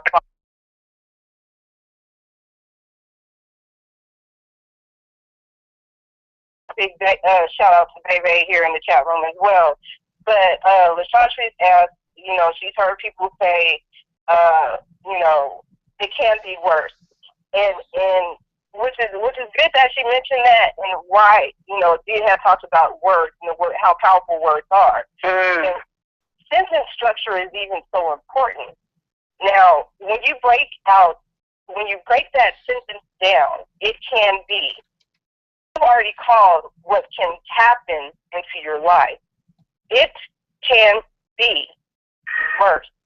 You've called it. You drawn it to you. You drew it to you and said that that's what you want. I want the worst to happen. Exactly. Because it can be. We use the English language so blatantly and not thinking about how powerful those words are when we structure those sentences, how we're connecting it. And we always go back to the Bible. Life and death are in the power of the tongue. That's exactly what it's saying. When you see monks don't speak often. They meditate. They're meditating for a reason because they know as soon as that vibration touches from the top of their tongue or their mouth and reaches out into the environment, they're going to call it back to them. It can be, or it could be. And when you say or it will be, yeah, or it will be. And actually, when you say it will be, your willingness to you. The whole thing about spelling, people are always afraid of, oh my gosh, that's just which word. When you're spelling a sentence, when you're spelling words and putting it down there, that's what you're doing. You're creating something out of nothing to come into your life. And I have told you, future. Yeah, you're creating a future, especially when you use the word could. That's calling it, and that's saying that you want it to continue. When you're saying can, that means it's present. It can be worse.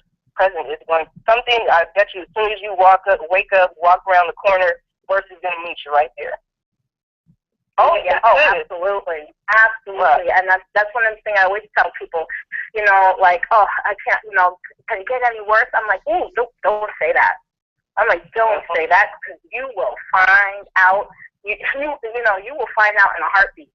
And don't ever say that. It always makes me nervous when somebody's like, oh my gosh, can this get any worse? And I'm like, oh, no, that's taboo. Don't say that because you will find out so fast and it will just knock you out. I think and you can't say, at that point, you can't say it's karma. What it is you called it to you.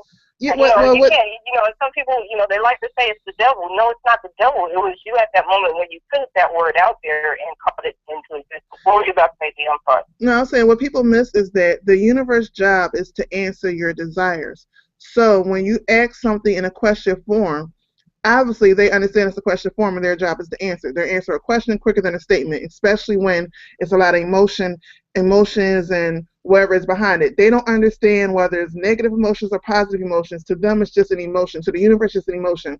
So when you ask a question like that, their job is to say, oh, okay, that's what you want, that's what you'll get. So you have to learn how to put positivity out there, not negativity, because when you get into the spiritual realm, positive and negative is all the same thing because they're not polarized like we are here in the manifesting realm. But they don't have emotions. They just go by, this is what you want, this is what you wish to manifest, this is what I'm going to give you. That's it. So when you're speaking stuff, the spirit hears the vibrations and go, oh, okay, this is the vibration that you want, because spirit speaks in symbols and vibrations. It doesn't hear the words, it hears the vibration. And they'll say, and whichever vibration is the loudest is the vibration that's going to answer the quickest. And most of us have negative vibrations that are louder than our positive vibrations. The reason why we pull in negative stuff, and when we say stuff like that, we're reinforcing those negative patterns and those negative vibrations, which makes spirit think, okay, this is what they want right now. This is what they need right now. So this is what spirit gives you right now. So we do have to watch our words in the way that we say them and how we say them, especially when we start saying stuff in question form like that, because it leaves spirit open to what spirit does. The spirit is very creative. So you're leaving spirit open to give you the situation in the most creative way that you didn't think possible. Right. It allows it to interpret for you, which you don't want to give that. You don't want to give anybody else the power to shape what you're going to do or to interpret. For you, you want to be absolutely 100% clear on what you want, and you want to be positive about what you're saying, so that you don't leave it up to them to decide, or you don't leave it up to the universe to interpret for you. And you have to be crystal clear about what you want. You actually have to. And, they what is this, like, Think You Grow Rich by Napoleon Hill. That's what he was basically telling you when he says to write it down, and you affirm that this is what you want. Vision boards, that's the other thing that they're doing. It's the same concept. This isn't anything that has been, anything new. Right. Oh my gosh, these three women on here and they're throwing around in the pie. No. This has been going on for centuries, so it's not like it's a new concept or idea. It's just we have to gravitate and understand and start studying more and why we use the words we use. Diyah and I love etymology. We love looking up. Yeah, she asked me the other day, and I wasn't really even thinking about it. She was like, what did you say? Something about the word mad. Yeah, I was just hearing the word everywhere we went that day. or anything I heard, somebody was saying something to the forum that they was mad at this or they was mad at that. And I was comparing, and that word out of everything they said stuck out so strongly to me. But because I was trying to stay on a mental vacay for my birthday, which didn't work, by the way, but I was trying to stay on a mental vacation for my birthday, I asked Shadi, I was like, since she had already broken from her little vacation, I said, well, why you added? Look up the word mad. And we found out that the word mad actually means to change. I found that very interesting. Oh, wow. Yeah. That is interesting. That's very interesting. Yeah, So when you're mad at somebody, you're saying you're changing towards them. Mm-hmm. Right, and I'm just gonna go ahead and read what I put on my post because Dia was like, "Ooh, that's a good idea for something." I ain't gonna say what that something is, but from the conversation that she and I had in the inbox, I wrote a post about it, and I said the word "mad" in its purest form, it means to change, awesome, beautiful, or would. You know, I was talking earlier about what would is. Would is the logical side. So your logical side is telling you, I need to change something. If I'm saying I'm mad, I need to change something. So when you say I'm mad at my boss, I'm mad at my husband, I'm mad at this job, I'm mad at you. Now, I did a post on, and I also did a YouTube video on the phrase or term I am. I am is the strongest spiritual connection you can ever use. Yes, strongest energy connection you can ever use. Or let me just break it down for those who are surface. It's the strongest two words you could ever use. You're claiming yourself as I, and you're giving yourself an action that's about to happen. I am. So with the phrase, I am mad at my boss, you put it in a prepositional phrase. I just changed it around a little bit, and the preposition at means towards. So what your subconscious is telling you to do when you say this is, I am changing towards my boss. I am changing towards my husband. I am changing towards this job. I am changing towards you. Your subconscious is crying out to you and telling you that something's not right. Wake up. I'm changing towards these individuals, and I need to do something better. What am I doing wrong? What do I need to do better? What do I need to fix? Let me get back to the root. And just like Grammy said, this whole life that we live in is about learning. Mm-hmm.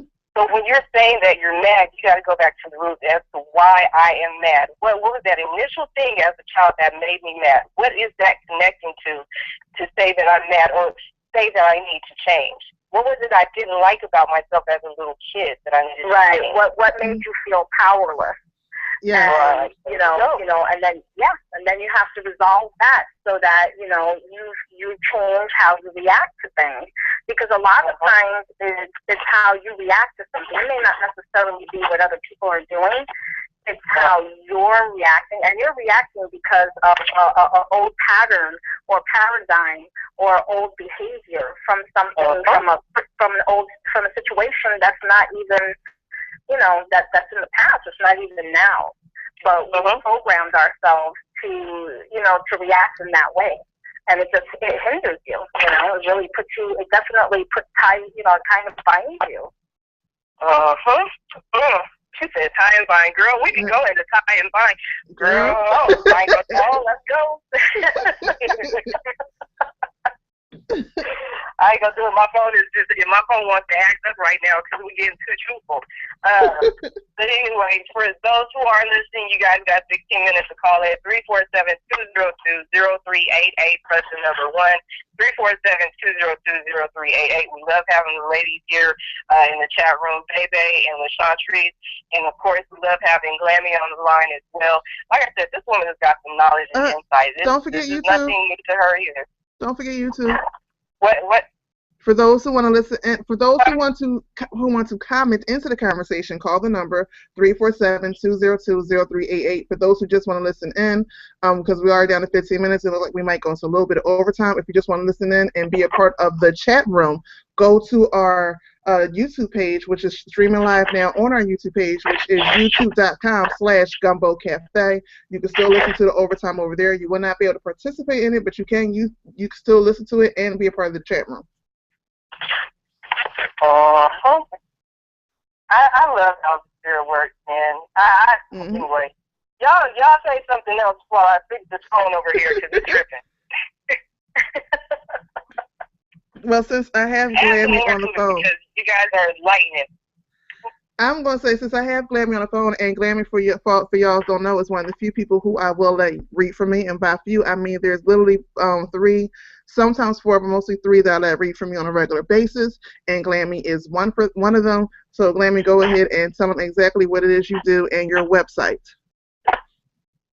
Oh, okay. Well, my website is Glammy's Angels, and even though my name is Glammy Witch, I found that people kind of most of the people who get readings from me are more mainstream. Mm-hmm. So I went ahead and named it Glammy's Angels because it's more gentle, it's a little less scary for people.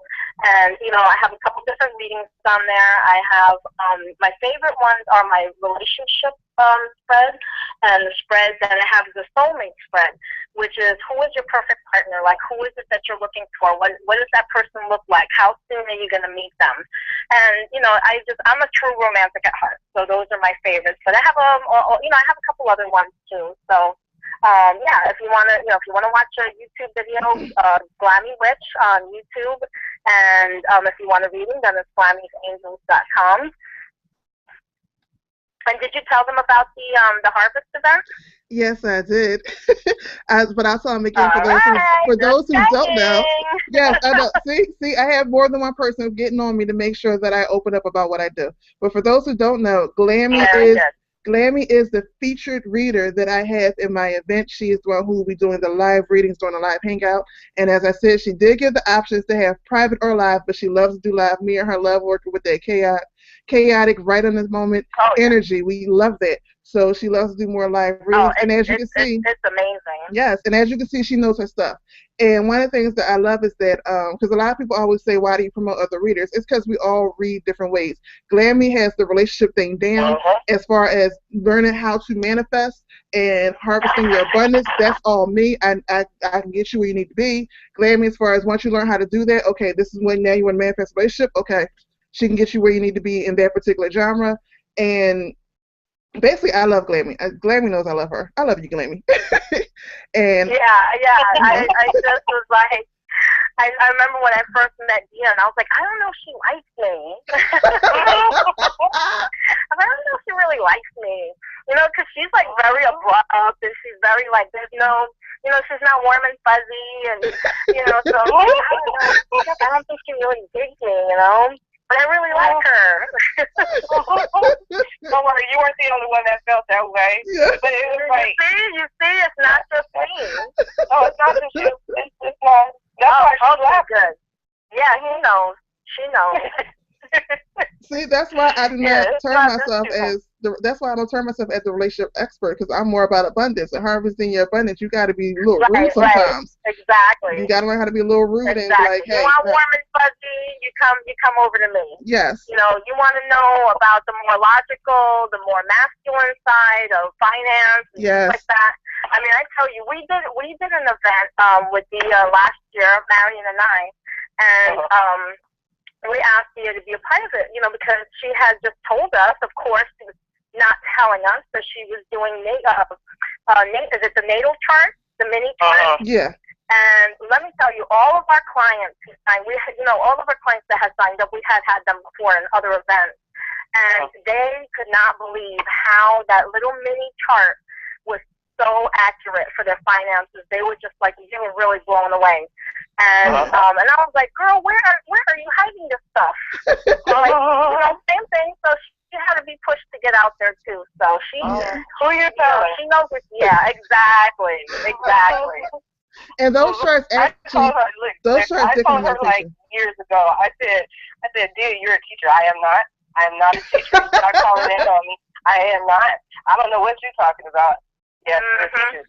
And look at her now. See how people blossom and groom and grow into what they and it's awesome. It's awesome to watch because you get to grow with them.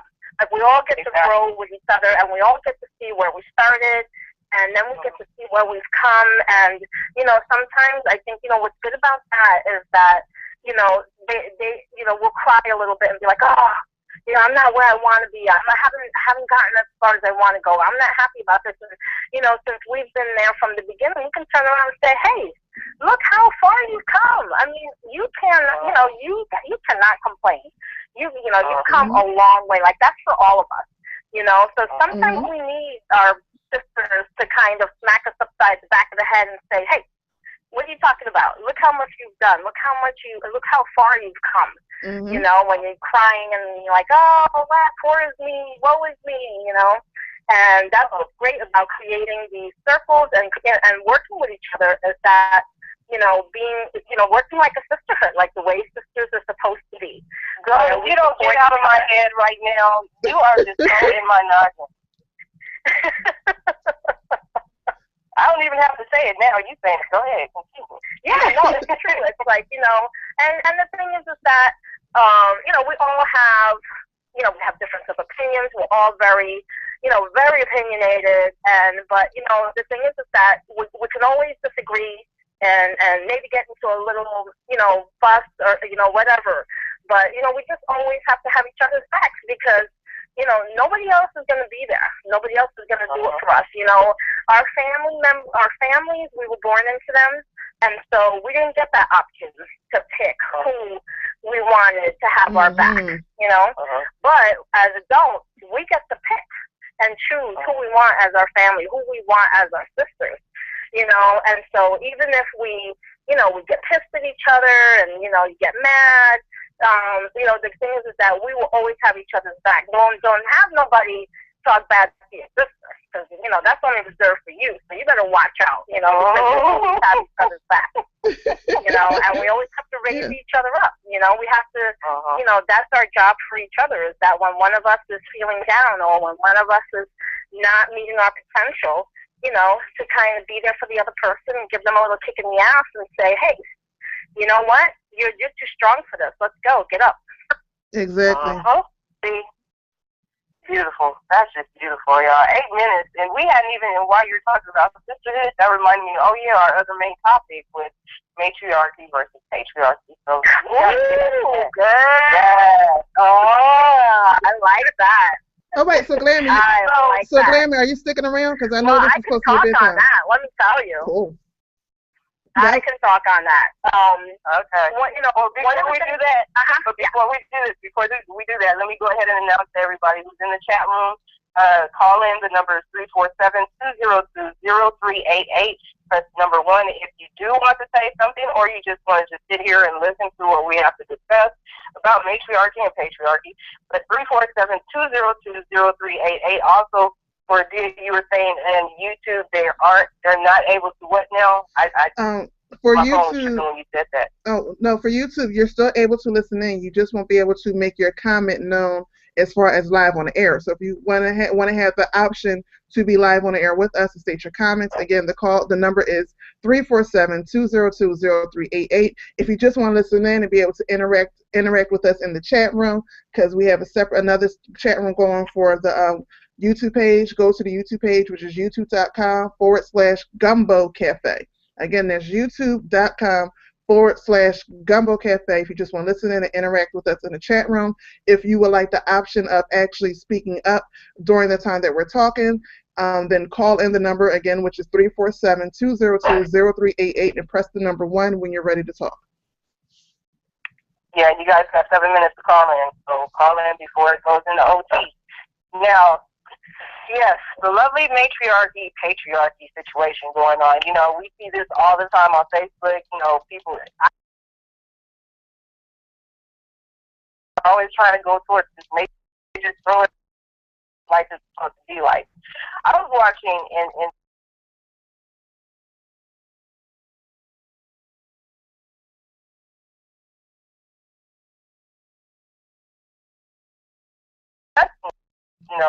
if everybody see African and Egyptian and all this other stuff, for those conscious folks, quote unquote, you also have to understand what they followed.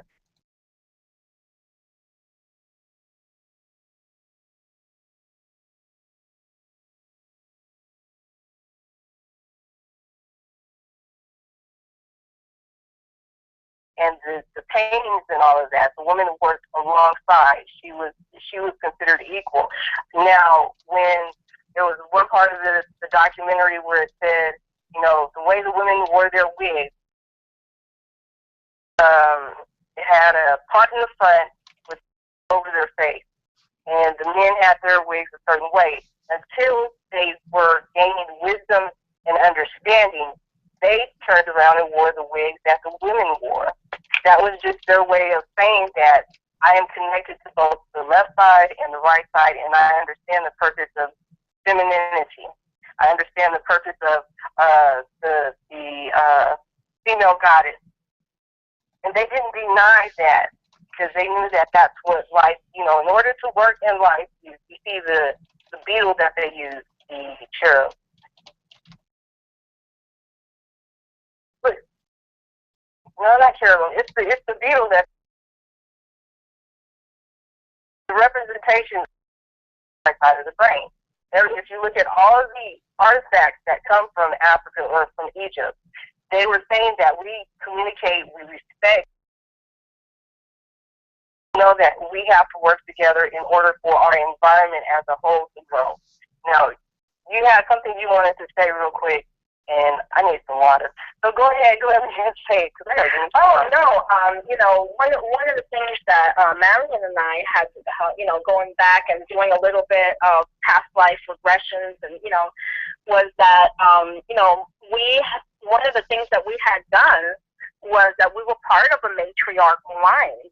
And what happened was, and I forgot who it was, but yeah, this is way back. This is going back to what the original Vestal Virgins were. And, you know, back in the day, there was the king, and, you know, would marry the queen, and she would have 1 year to conceive. And if she didn't conceive in that 1 year, you know, because it was so important for, you know, the king to have a line, he would have his best men go into a cave with the Vestal Virgins, and, you know, if whoever from whichever Vestal Virgin, you know, and so this established a historical line for, you know, a couple of centuries, and so finally this one king, he understood that, you know, even though she wasn't able to raise these children, and it was the child would go to the parents, that basically this was a female line, and he's the one who made the Vestal Virgins true virgins, because they weren't originally. They were you know, into the tantric sex and stuff like that.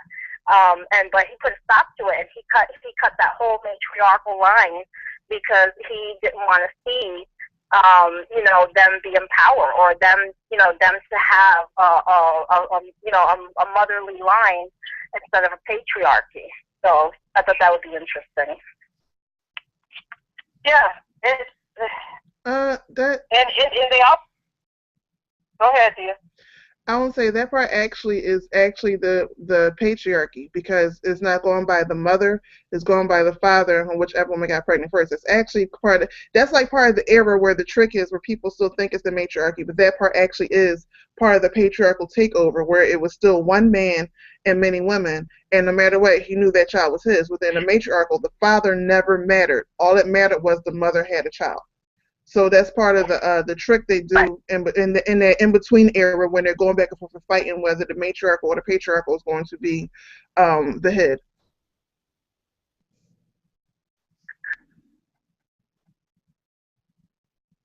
Hello? Can you hear me? I'm sorry, y'all. Oh. I'm sorry, y'all. I'm sorry, y'all. There was some noise going on in the background. You guys call in. You got 1 minute to call in. 347-202-0388. Again, 347-202-0388. 90 seconds. Call in 1 minute to do so if you're in the chat room, or if you are also on YouTube. So go ahead and call in. And it was something else too that was in the documentary. What actually killed a lot of the y'all, excuse me, go ahead and make chatter amongst yourself real quick. Oh, okay. All right, cool. Well, you know what, Diyah, you have to explain to me how were you guys on YouTube on the video as well? Well, actually, this particular episode is our test run, so we're figuring it out as we go. So so far so Oh, good. that's Yeah, awesome. so far so good. Basically, all it is that we call into the blocks. I mean, and this is for everybody because it seems like it's some big secret on how to do this. But basically, all it is we call into the Block Talk Radio on our phone, and then we also open up the Google Hangout. And what it is one person, not everybody, because there'll be a reverb. One person has their phone on speakerphone so that their computer microphone can pick up everybody on the call. And right now, that person is me. So my microphone on the computer is picking up your voice so that everybody can hear it. So you can either, have it where Wow. you can either have it on Google Hangout where people can see your face as you're talking, but as you, Glenn, you know me. So with you knowing me, Oh, you're that's not going to see awesome. my face. So right now they can't see my face, but they can hear this whole call, and it's automatically recorded on Oh, Google that's so nice. that it's automatically recorded on Google so that once the call is over, not only will they be able to hear it on Blog Talk Radio, but it's already uploaded on on YouTube so that I don't have to keep going back and forth and cutting out stuff and doing all stuff. It cuts out some of my editing time. Wow. It also doubles your views as far as people who like Blog Talk and people who like YouTube. So it also doubles your ratings. Right. It's not immediate, but over time it will double your ratings. And basically we're just trying to expand and make it more accessible to everybody, and also especially with the Right. overtime, because as we're going into overtime right now, with overtime, you cannot hear it unless you're called in. And a lot of people may not want to speak, but they may want to listen to it. So, but instead of waiting until tomorrow to listen to it, they can immediately go to our YouTube page, Wow. Gumbo Cafe, and listen in that way. And then they can also have another chat room where they can still interact with each other. So that was one of the goals that we had too Wow. when doing this. Wow. Damn, that's awesome. Yeah. Yeah, right. And I'm back, y'all. Sorry about that. We were talking about matriarchy and patriarchy. What made things change was money, but their form of money were they were little cause, and it was also their spiritual leaders. Trying not to say preacher or priest, but really that's what it is. And we see that happening today in the church.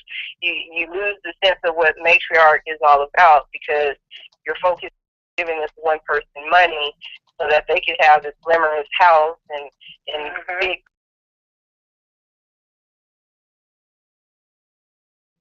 people were paying with these dolls so that they could get to the next level of life, or after they die, life after death. So they were paying. The more dolls they had, they were able to repent for their sins, and everything would be clear. Sounds familiar, people? Mm-hmm. And they would be able to make it into heaven. But they didn't call it heaven. But during that time, those priests or headmen, whatever you want to call them, and I can't remember the exact name, they didn't like the idea. They had to kill the idea of the female being as an equal and being a spiritual connector for the men and for little children, and the women also teaching both young men and women, not just the little girls. That's some new confounded crap that we came up with. But in order to let their truths come through, they demolished a lot of the images of women. They would go in through the wherever they had pictures of women and men together, they would basically chisel away the female. Right. They would tear down the statues of the women. And that didn't just happen in Egypt. That happened in other centuries with churches as well. And we see that happening now.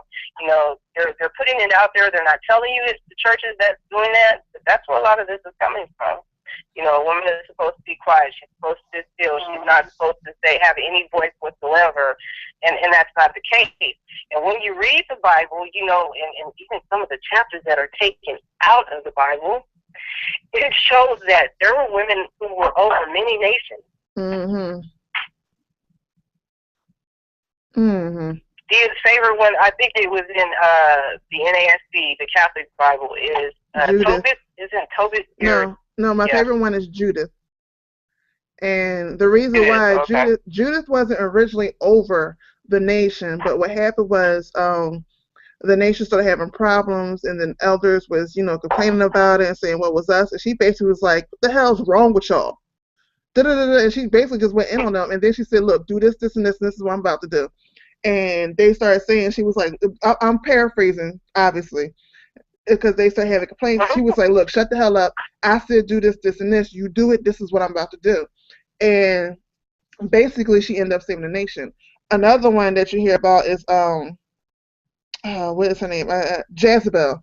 Jezebel, and we always hear her demonized, but when you actually read about Jezebel, Jezebel was over a nation, and her only crime was standing up to let somebody else come in and run her country. That was her only crime. She was the last one and the only one who stood up to everybody and was like, no, these are my people. This is my country. You are not about to take over.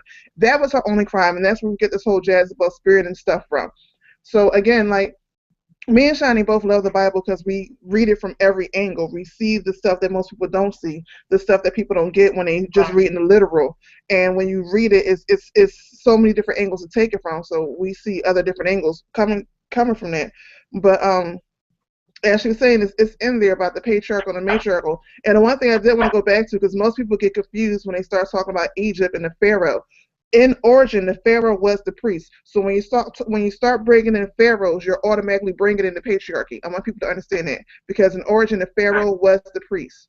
And what happened was other people saw how the priest was laid to rest, and they start liking the fact that they start misinterpreting and liking the fact that he had all this different stuff around him, these goals, this and that, and they start raising the Pharaoh as a king and then separating the priesthood from the Pharaoh. But in origin, the Pharaoh was literally the priest.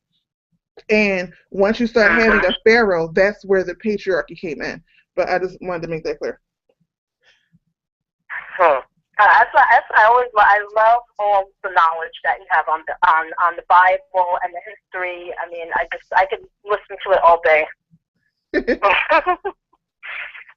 takes a lot of some studying. It does. Yeah. Because we started when she and I first met, and we're in overtime now, so we could. When we met each other in a Bible study line. Yeah. So, wow. Text message, yeah. So we met each other on a Bible study line, and we were questioning a lot of things. And it's not to take away from the person who was teaching. So just to put that out there. But we were like, okay, we were told, study. We like studying anyway. And when we studied, we utilized all the tools that said, you guys need to use these tools. And the more we started reading and studying, and she and I would be doing Bible studies on the phone till like late at night. We both have our notes. I'm sure she still has her binders. And we saw that it was something more than just the surface. We saw that the proverb wife, who can find a virtuous wife, that's actually a connection to the Kundalini rising. The certain words on the side of the Bible, the alphabet, the order that it's in, that's also the way the chakras rise up within the body. Wow. Numerology, numbers, that's all in there. We extensively went over the creation of men, and he didn't know, the guy who was teaching, he didn't know how far we were going to go into it, but he said that creation of men is the creation of the left and right side of the brain. When you read Genesis 1, it's the creation of the left and the right side of the brain and how it connects to the human being. So we do not discredit the Bible whatsoever. We realize that there's more to it than just, thou shalt not steal, thou shalt not kill.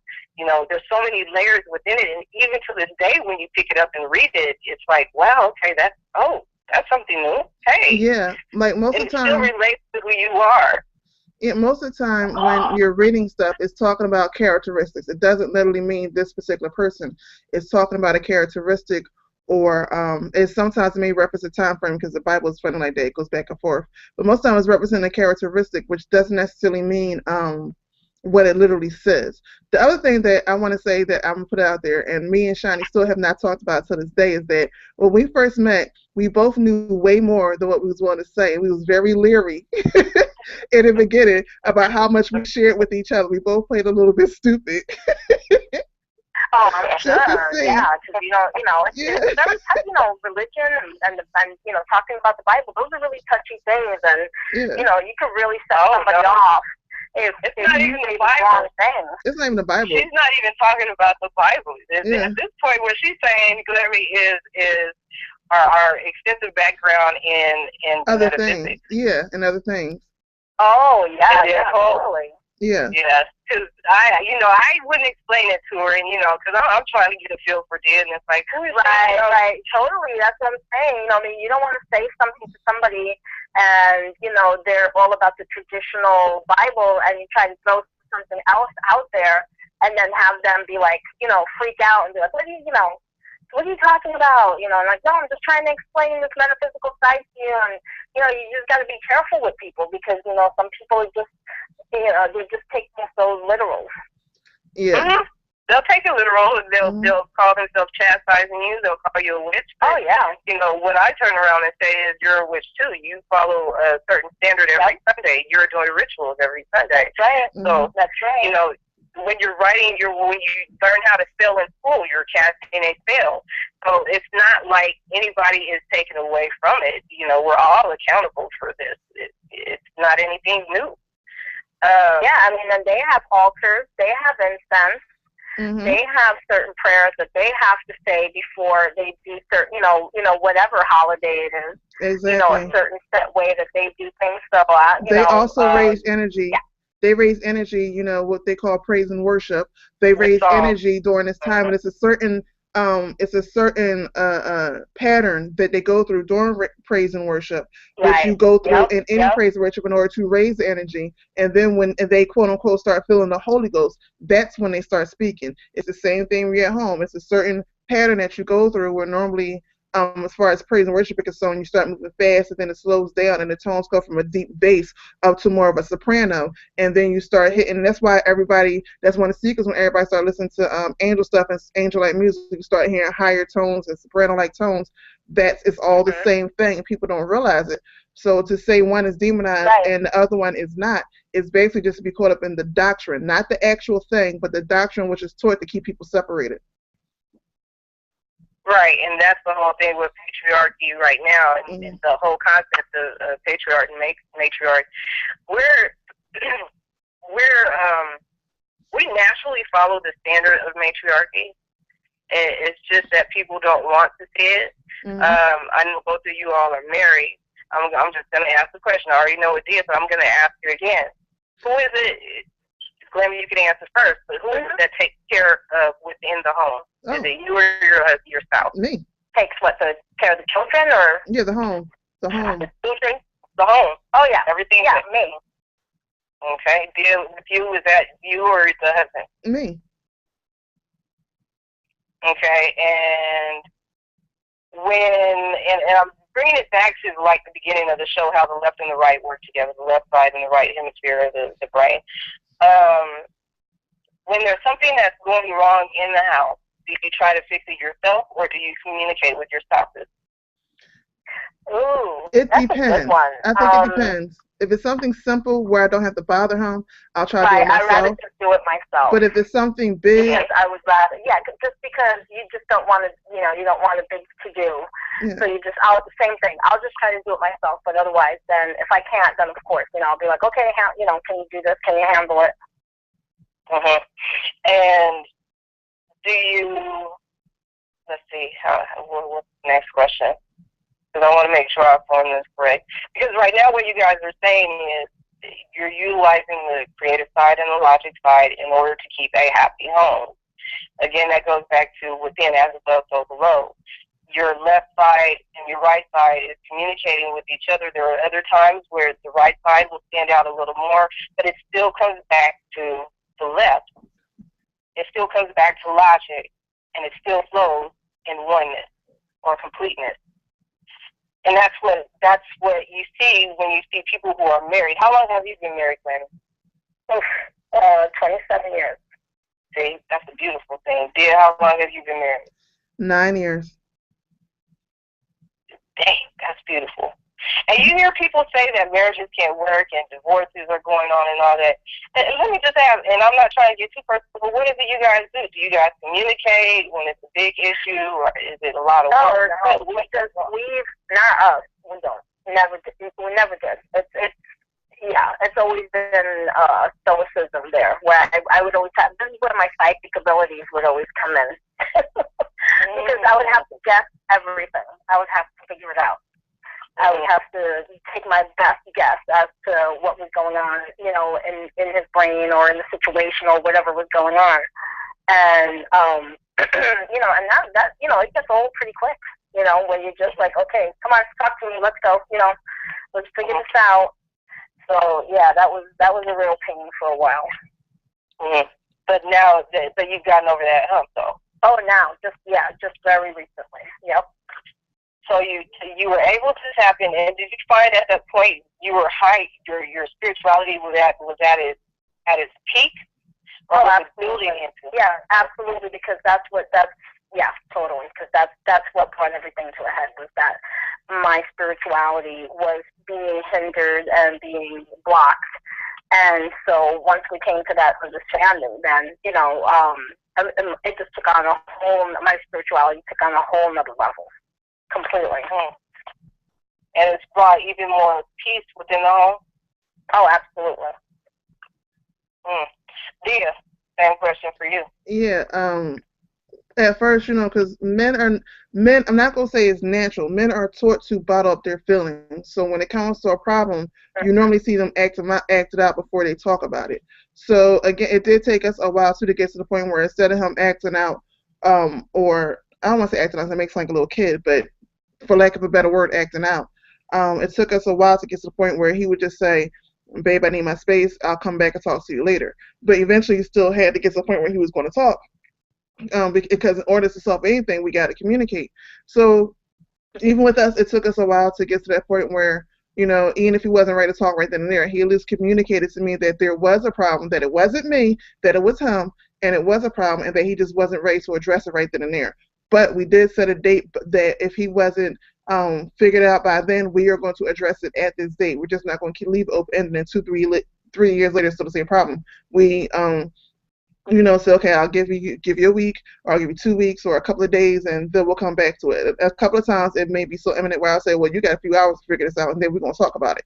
You know what I mean? So we still did get to the point where we still had to get to that point where, you know, he had to open up and communicate more. And this is with most men, because there's, again, with the patriarchy, they're not taught to open up about their emotions. That's not, according to the patriarchy, that's not manly. And that's one of the misconceptions, because when you deal with spirit is both male and masculine and female, it's androgynous. When you deal with the mind, it's both masculine and feminine, it's androgynous. So when you're expressing your thoughts and expressing your feelings, how can you sit there dictated by one gender? You know what I mean? It's or one gender pattern. When you deal with that level of self, it's both. So we had to, you know, get to the point and get to the understanding that certain things need to be communicated, and not only communicated, it need to be communicated in certain ways if it's going to be effective and harmonious to our relationship. Right. Well, you figured it out a lot sooner than we did. Oh, that's probably because I'm an asshole. It took me 20-something years, but we got there. But, you know. I think it's probably just because I'm an asshole. So. I'm going to ask this question, too, because I also see another pattern. And this kind of pattern is the question is for Diyah, is because it was the second part to it. Because we, you know, for those who listen to the show, you know what her past was like. We all know what she used to do. Okay, that's fine. Good. But when you brought in spirituality into the home, did you feel that you were at your peak as well? Oh, I did. I knew I was. For my situation, we brought in 2 different spirituality sisters into the home from the beginning, because he was raised heavily Christian. He comes from a long line of pastors and stuff like that. Not big time main pastors, but still family pastors with their own family churches. He comes from a long line of that. So it wasn't that I just brought spirituality into their home. We both brought it just from 2 different aspects. So with that, you know, for a while, even though from the beginning he knew exactly what I did and mostly how I did it, he didn't really want to get into how I did it. If it worked, he just wanted it done. So it took a while for him to sit there and say, okay, show me what you're doing that's making it work, and what I'm doing is making it wrong. And we had these conversations, but that took a while for him to even be open to the idea of how I do what I do. Not what I do, because like I said, if it worked, he didn't care. But to get into how I do what I do and learn that took a while. So we did both bring spirituality into the home. And at first, I can only say that my spirituality was hindered a little bit because he didn't want to know the how. I was free to do what I want. He just didn't want to see it and didn't want to know how. And then over time, he started comparing stuff, listening stuff, and me, I'm always listening and reading stuff, and he would pick up the book when I'm not seeing it, even though I'm seeing them, and want to learn a little bit. And then over time, as far as those particular conversations, as deep I was into it, it became more freer for me to be open, which gave us more access to have a more well-rounded, I would say, spiritual conversation that didn't have to just involve the Bible. Because we was always, he had no problem talking about the Bible. He had no problem talking about deeper concepts of the Bible, but the Bible still had to be included with him. And so it did take a while for us to be able to, okay, put the Bible here. Let's pick up the Upanishads. Let's pick up the Quran. Let's pick up some of the Buddha stuff. Let's pick up some of the Dharma stuff. You know what I mean? It did take a while to get to incorporating all that other stuff. Oh, okay. But I will say this. But wait, I want to say this for other wives, other women who are in a different spiritual system than their man, or the man if you plan on spending the rest of your life with. I did not pressure him. That's one of the key things. If you pressure a man, he is more likely to run or try to control. I did not pressure him. Like, he gave me the freedom to do what I want to do. I gave him the freedom to do what he wanted to do. And when it was time to meet in the middle, we met in the middle. And by that, he was more curious. And most men will be more curious in knowing what you do and how you do it, especially when it's working. He'll want to know what you do and how you're doing it, but you have to give them the option and let them come to you. You can't just force it, because men are an active force. You cannot force action. You just got to let it act. They need a plan. And when they don't see how your plan is going to work, it's not going to work with them. So you have to allow them to come to you. And Grammy, was that the same for you? Was your husband open to all you do? Absolutely not. That was the problem. And you have to understand, we were married, 24 years, and, you turn around and you tell somebody who was raised, Irish Catholic, and that you've known since you were probably like 10 or 11 that you think you're a witch, that's a problem. That takes, it's a difficult concept. I mean, that's really, really hard when you've been with somebody for that long. It's never been something that you followed or you talked about, and then all of a sudden you just go to your partner and say, hey, guess what, I'm a witch. And it's like, and you have to, his father was, when he was born, was already 52.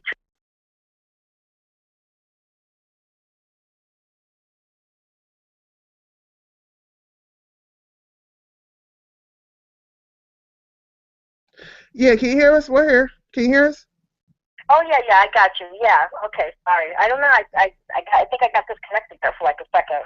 Oh, no, you're good. Keep going. We're listening. Okay, anyway, yeah, so, I mean, when he was born, his father was already 52 years old. So, and this was, 1967. So you're talking old school, okay? And so, here your wife comes, you've known her since she was a kid, and all of a sudden she's like, yeah.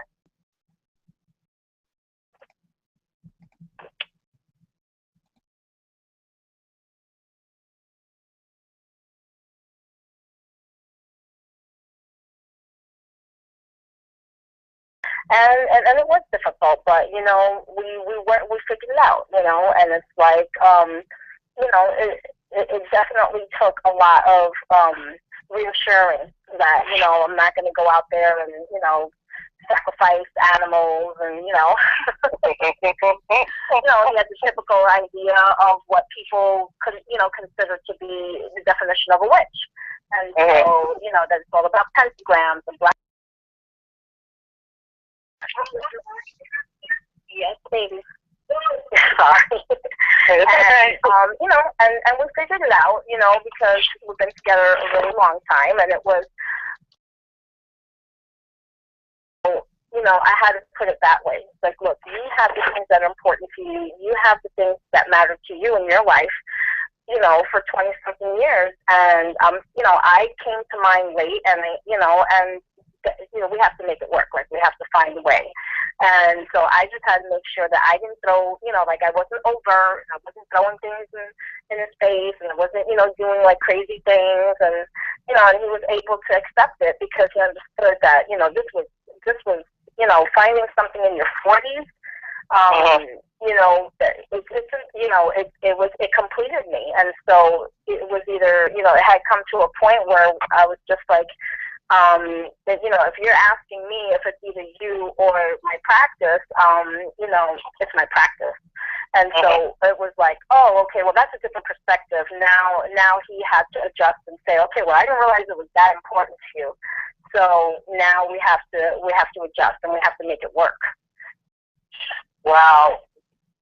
And it's working. Now, with that, with all what you had just said, do you think that, okay, because, you know, a lot of times we hear that, you know, female has a lot of power between her legs, you know, it's golden.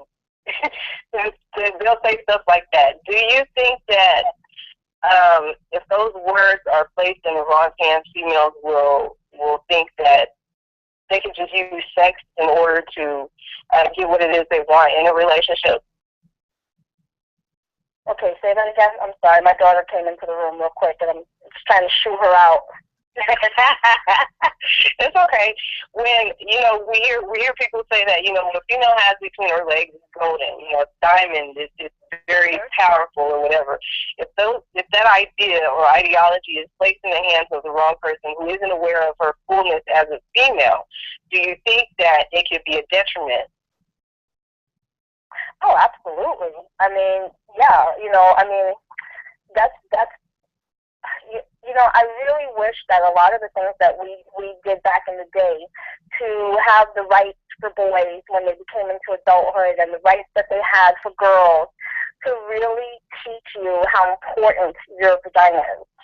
I did a video called, you know, my temple, my vagina, okay? And it was basically the rules of what you had to do to get it.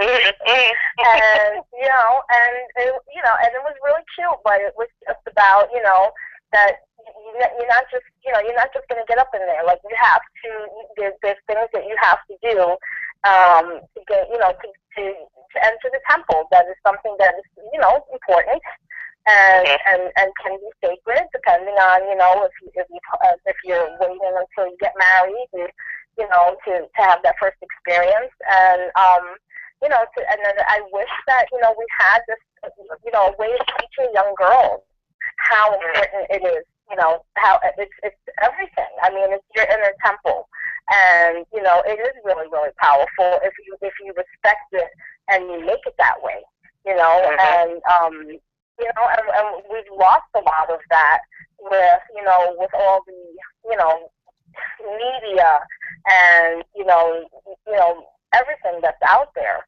And I think, you know, I just wish that we could come up with a program for young girls to kind of, you know, maybe not necessarily too spiritual, but just to kind of teach them that, hey, something that you should just share with everybody, you know. So, yeah, I mean, I definitely think that that's something that it is important. It is their jewel. It's their gun. And that, you know, and it's your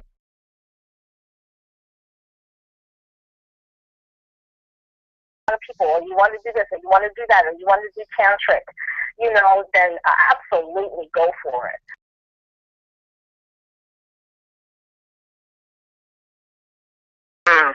And Diyah, what are your thoughts on it? She's a lot. My thoughts is basically, yeah, they can definitely get into it the wrong way. I'm gonna take it on a little bit of a different spin because from the women, from some of the groups that we are in that are about sex and tantra and stuff, a lot of women we found out do not even like sex. So when you don't like sex and you're having sex, then, you know, that creates a whole different dynamic. Whereas you start, in order to make yourself feel something, you start interpreting pain for pleasure, which takes on a whole different twisted aspect of sex. And takes you into a whole different field. Whereas the thing with pain is that, you know, over time the pain becomes numb, so you need more pain or a broader pain or Right. something that's more painful in order to make you feel something. And that's the other aspect that we don't talk about when women are disconnected with their sexual selves or what they truly like versus what they're told they like, and not really dealing with the fact that they don't like it based on something that happened in the past or based on the fact they're told they're not supposed to be sexual creatures, so they suppress their sexual side and all these other things. Um, so yeah, it can definitely mess with a female. And then for those females who are just basically tired of putting themselves in pain over and over again, and they know they're not having no more children, it will mess with the relationship because then they feel no need to have sex with their husband. I mean, if they told to be fruitful and multiplied and they did that, what's the point of keep having sex, especially when they're not enjoying it? So it does play a big role, especially in relationships and women when they're not allowed to own their sexuality or allowed to express their sexuality, especially within the person who's willingly and openly expressing theirs, but yet in the same time they don't feel as though they're open enough to express what their desires are, or they're not expected to have desires because they're expected to be chaste and basically just to be mattresses with a hole in it, and that the other person can do whatever the hell they want. So that's basically all I wanted to add to that. Yeah, you hit the nail on the head with that one. And you know what? I'm sitting here laughing to myself because I'm like, we got two people who do spiritual stuff, and they went to the surface real quick. Y'all funny. I was talking about, I was thinking spiritual magic. Spiritual magic, sexual magic, and how that even plays an important role. Yes. And if you give it up, every time you're giving it up to somebody, you're losing. You lose your power. You're losing your power. Like you're using what. And the thing, absolutely. I mean, especially for women. Men, it's kind of a different story. But I think for women, that's one of the things that I'm kind of experimenting with is learning how to manifest, and doing it on my own, no textbooks or anything like that, with symbolism and, creating a ritual in meditation and sex and stuff like that. And, it's just kind of really interesting, that whole dynamic, of, what it was like back in the day, these women who were courtesans and who were taught how to do this. And, it's fascinating.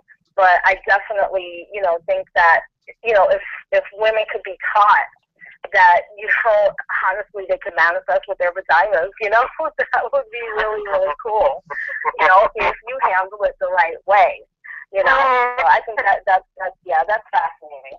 Okay, now we have a question from Miss Lasantrice Bradley over on the YouTube side in the chat room. She wants to know, is there a certain age where girls should be exposed to how their body works? I would have hit an answer because I personally said between 5 and 7, because between 7 and 8 is the time where the sacral chakra starts to build and they start getting curious. So you want to actually give them a little preface before they get curious about all this stuff, so they have a little knowledge to go with and then build upon there. But other than that, what do y'all ladies think? Is there a certain age where girls should be exposed to how their body works? I would say 8 because I started my cycle when I was 9. So yeah, I would say 8. Oh my God, really? Yeah, I was. Yeah. That's crazy. See, and I was going older. I think, what? I don't think there's a blanket age. I don't think that there should be, I think, of course, like with anything else, it's individual. Like me personally, I didn't get mine till I was almost, I was at past 15. So I think for everybody, it's something that you have to gauge with each girl. And for me personally, I mean, I wouldn't be comfortable teaching anything like that before they were 12 or 13. But, this is, again, we're in a different society, and I'm sure that, they were probably taught at a younger age back in the day because, people didn't even live till they were like, 20, 25. So maybe, I think that 6 and 7 and 8, that's an appropriate time. But, I think 12 or 13 is a really, just a really good age to kind of start. If we could do it back like they did in the day where women had the red tent and, it was, that sacred time that the mothers could bond with the daughters and teach them things and, have that rite of passage of, okay, you're becoming a woman and let's celebrate that. We don't have any of that stuff anymore. So, yeah, for me personally, I would say 12 to 13. But again, somebody like you who started your cycle at 9, that's not going to work. I had mine. Yeah, I had my cycle at 11. At 11 years old, I had my cycle. But even with that, the reason why I said between 5 to 7 is because when you deal in terms of chakras, around 7 to 8 is when the sacral chakra start opening up, and that's a very creative chakra. And that's when the chakra start makes the person more inquisitive about the opposite sex and want to know things. You hear a lot of times about in preschool and stuff like this. First grade where kids are in the closet kissing, they look at each other's private part. Well, part of that's because no one's speaking to them. And like you said, way back in the day, that you were married off by 13. As soon as you got your period, you was considered eligible to be married. So by then you want to know. And going back as far as the red tent, even though the girls who didn't have their period, they served the women who had their period. So they still had their knowledge. They were the ones who went and got the food. They were the ones who went and got the different straws or grass or palm leaves or whatever it was. They were the ones who got the oils and brought it to the red tent for the women. That they needed. Everything. So they still knew. I think it's fascinating. Yeah. Mm-hmm. It is, and you're gaining so much information and insight when you speak to your elders. And that's the only thing that I wish that, us as adults, our generation and the ones, that are our parents' generation, they would speak to the children, and we need to speak to the children and start communicating with them, especially these young girls, so that they will not get an STD by the time they're 12 years old. Mm-hmm. They will not be pregnant by the time they're 10. And, we hear this and we think, oh, no, that doesn't happen. That's crazy. Not in my house. But when I used to go to Planned Parenthood, there was a young girl who was 10 years old who was pregnant. So it does happen. And they need to have the information, not just, a broom or a banana and all that. We really need to start talking to them and telling them the truth about what's happening and what emotions are involved when when you have intercourse with somebody, because you feel like crap afterwards, but yet you still want that feeling. So you're on that prowl or that hunt to get that feeling again, and you continue putting yourself in this dreaded cycle because you weren't taught everything that you needed to be taught. Right. Why am I angry? Why am I sad? Mm-hmm. Right. And you can be taught, and you can be shown and taught that you can get that feeling of love, self-love, satisfaction, that it's, somebody giving you attention for 5-10 minutes of their, that you can get that in other ways besides, giving it up to other boys or whatever, that's really what they're going for. What they're going for is not the sex, it's for the result that they get, which is they get to feel special for a few minutes. They get to feel like they're the center of somebody's world. And, we have to teach girls that there's so many different ways to get that without having to, be with boys, and can I be real quick with something? And I haven't told I told a couple of people this, but and we don't talk about it much, but a lot of young girls already know how to masturbate. Mm-hmm. And when you see a little girl sitting there rocking all the time, and she's rocking all the time, and then something happens and she doesn't know what it is, and you peed on yourself. No, I didn't pee on myself. When I was 5, that was when I first experienced it. They normally say when that happens, when a young girl is experiencing that, she's been molested or something like that. Was not the case with me. It was a feeling, and I wanted to know what that feeling was. So, I just want to add to that, for most people who have kids who live in inner cities, when you see that little girl playing in the fire hydrant and she's spreading her legs, you need to talk to her. It doesn't mean she's molested, but that part of her body is being stimulated. She's feeling that. Right. When they playing in the fire hydrant and stuff like that, that's the time to talk to them, because it's stimulating their area and they find it funny, or they don't know. To them it is innocent, it's a new sensation. But that's the time when you need to talk to them about that sensation, and they normally do that between 5, 6, 7, 8. And it doesn't always mean they were molested. It's just a new sensation that they never felt before. So again, they do that, like Shani said, they're rocking in the chair, and they're like, and you like to put the cute little clothes on them, and you don't realize the clothes have an end seam that's messing with them back, that's touching areas of their body back and forth as they're rocking. So you need to talk to them about that. That's why I say talk to them early. Yeah, and they call it, for those who aren't aware, kids call it hunching. Mm-hmm. That's all nothing kids do. They hunch, or they grind on each other. Mm-hmm. But I just wanted to ask that question, and all of this still works together with the going back to the root of who you are, working side by side with your mate, and I know that you guys had to be complete with yourself before you realize that, hey, I'm ready to be married. You have to work with that in order to make your relationship work. You didn't say, well, I'm coming in 50% and he's coming in 50%. No, you have to be a complete whole person. The other thing is you have to really be able to, like you were saying, let me forgive. Don't be afraid to forgive yourself. Don't be afraid to forgive the people who may have hurt you in the past, and don't be afraid to even go back and remember. We block out a lot of stuff. That's hard. That's really hard for people. But, you have to do it. I mean, you have to face the shadow. You have to bring it to the light. You have to expose it to the light. You got to bring it out. And, that's nobody wants to do that. I mean, God, nobody wants to revisit that. Those are, old feelings, old hurts. But, if you want to heal, then that's the only way to do it. Yeah, that's the only way to do it in the perfect way. And ladies, you do have a form of power for all the women who are listening. You be it intuition, gut feeling, whatever you want to call it. Learn who you are first before you go out there and say my stuff is like diamonds and all of that other stuff. Learn what it is you want. Learn who you are as an individual, and then you will be able to receive the things that you truly desire, not just the stuff that you see on TV, but you'll be able to receive the things that you truly desire in this lifetime. And you'll be able to learn. Once you learn, while you're learning, don't be afraid to share the information either. Be transparent to somebody else, because you don't know who you're helping in the process. And that's what this life is about. If this world is, and this planet is a school, who's going to teach the next generation? Think about it, seriously.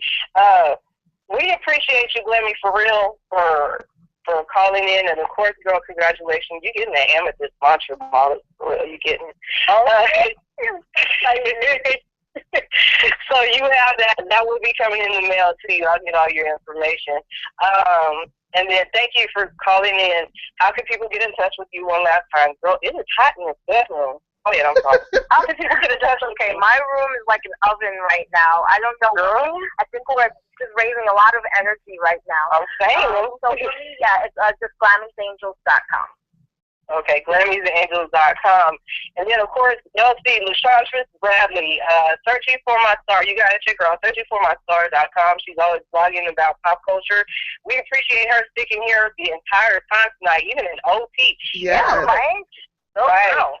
Yeah, and hey, baby. I see, girl, you done called in. We got to hear. We ain't supposed to be in though, but I know you got some things on your mind. We appreciate you and respect you as well, baby, for following us and supporting us like you do.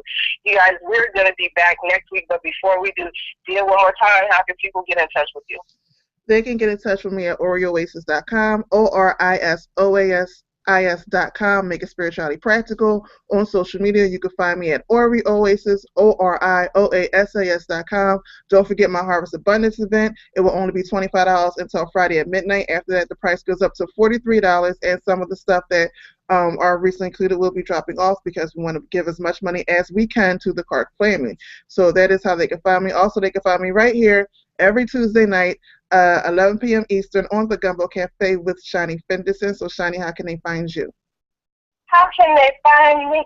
Y'all, she is like I respect you. Girl, listen, it's your turn now. I know, I'm going to do it. I know, I'm going to do it. I'm going to do it. But I was just going to say, big ups to Diyah for saying, even though she was in her twitchy mode, she was like, we're going to go live now on Google Plus. So, big respect to her and happy belated birthday again to you. And I still got something for you. Since you didn't hear it the first time I said it, I still got something for you. So you guys get in touch with me, MAYLODI@yahoo.com. You can also find me on YouTube under Shani Fenderson. You can find me on Facebook. I got several pages there, but Shani Fenderson, the author, or you can find me under S. Fenderson1. You can also find me here every Tuesday night at the Gumbo Cafe, 11 o'clock Eastern. And there are some websites coming along. I'm still not going to give them to you. You guys just got to pay attention and come back again so you can find out where they are. And you know, Dia wants me to just go ahead and mention it because I feel it deep down in her bones right now. I just feel it, so I'm just going to go ahead and say it, okay? You guys can find The Alchemist, that's me, Hidden Alchemy, on YouTube. I think it's Hidden Alchemy 72, and that's where you guys will find all the things that pertain to the alchemist side of what I do. Not just numerology, not just... what is she saying? What is she saying? All I said was yay. Okay, and the Kabbalah, yes, I hadn't forgotten about that, being in the core colors and light and all of that. So you guys just keep on, pay attention to us. We always got something new coming for you. Big up to you guys for calling in, listening. Thank you again, Grammy, for being here. We appreciate it. And you other ladies in the chat room who have now followed us in OT. We are out of this busy. Peace. Good night. Good night.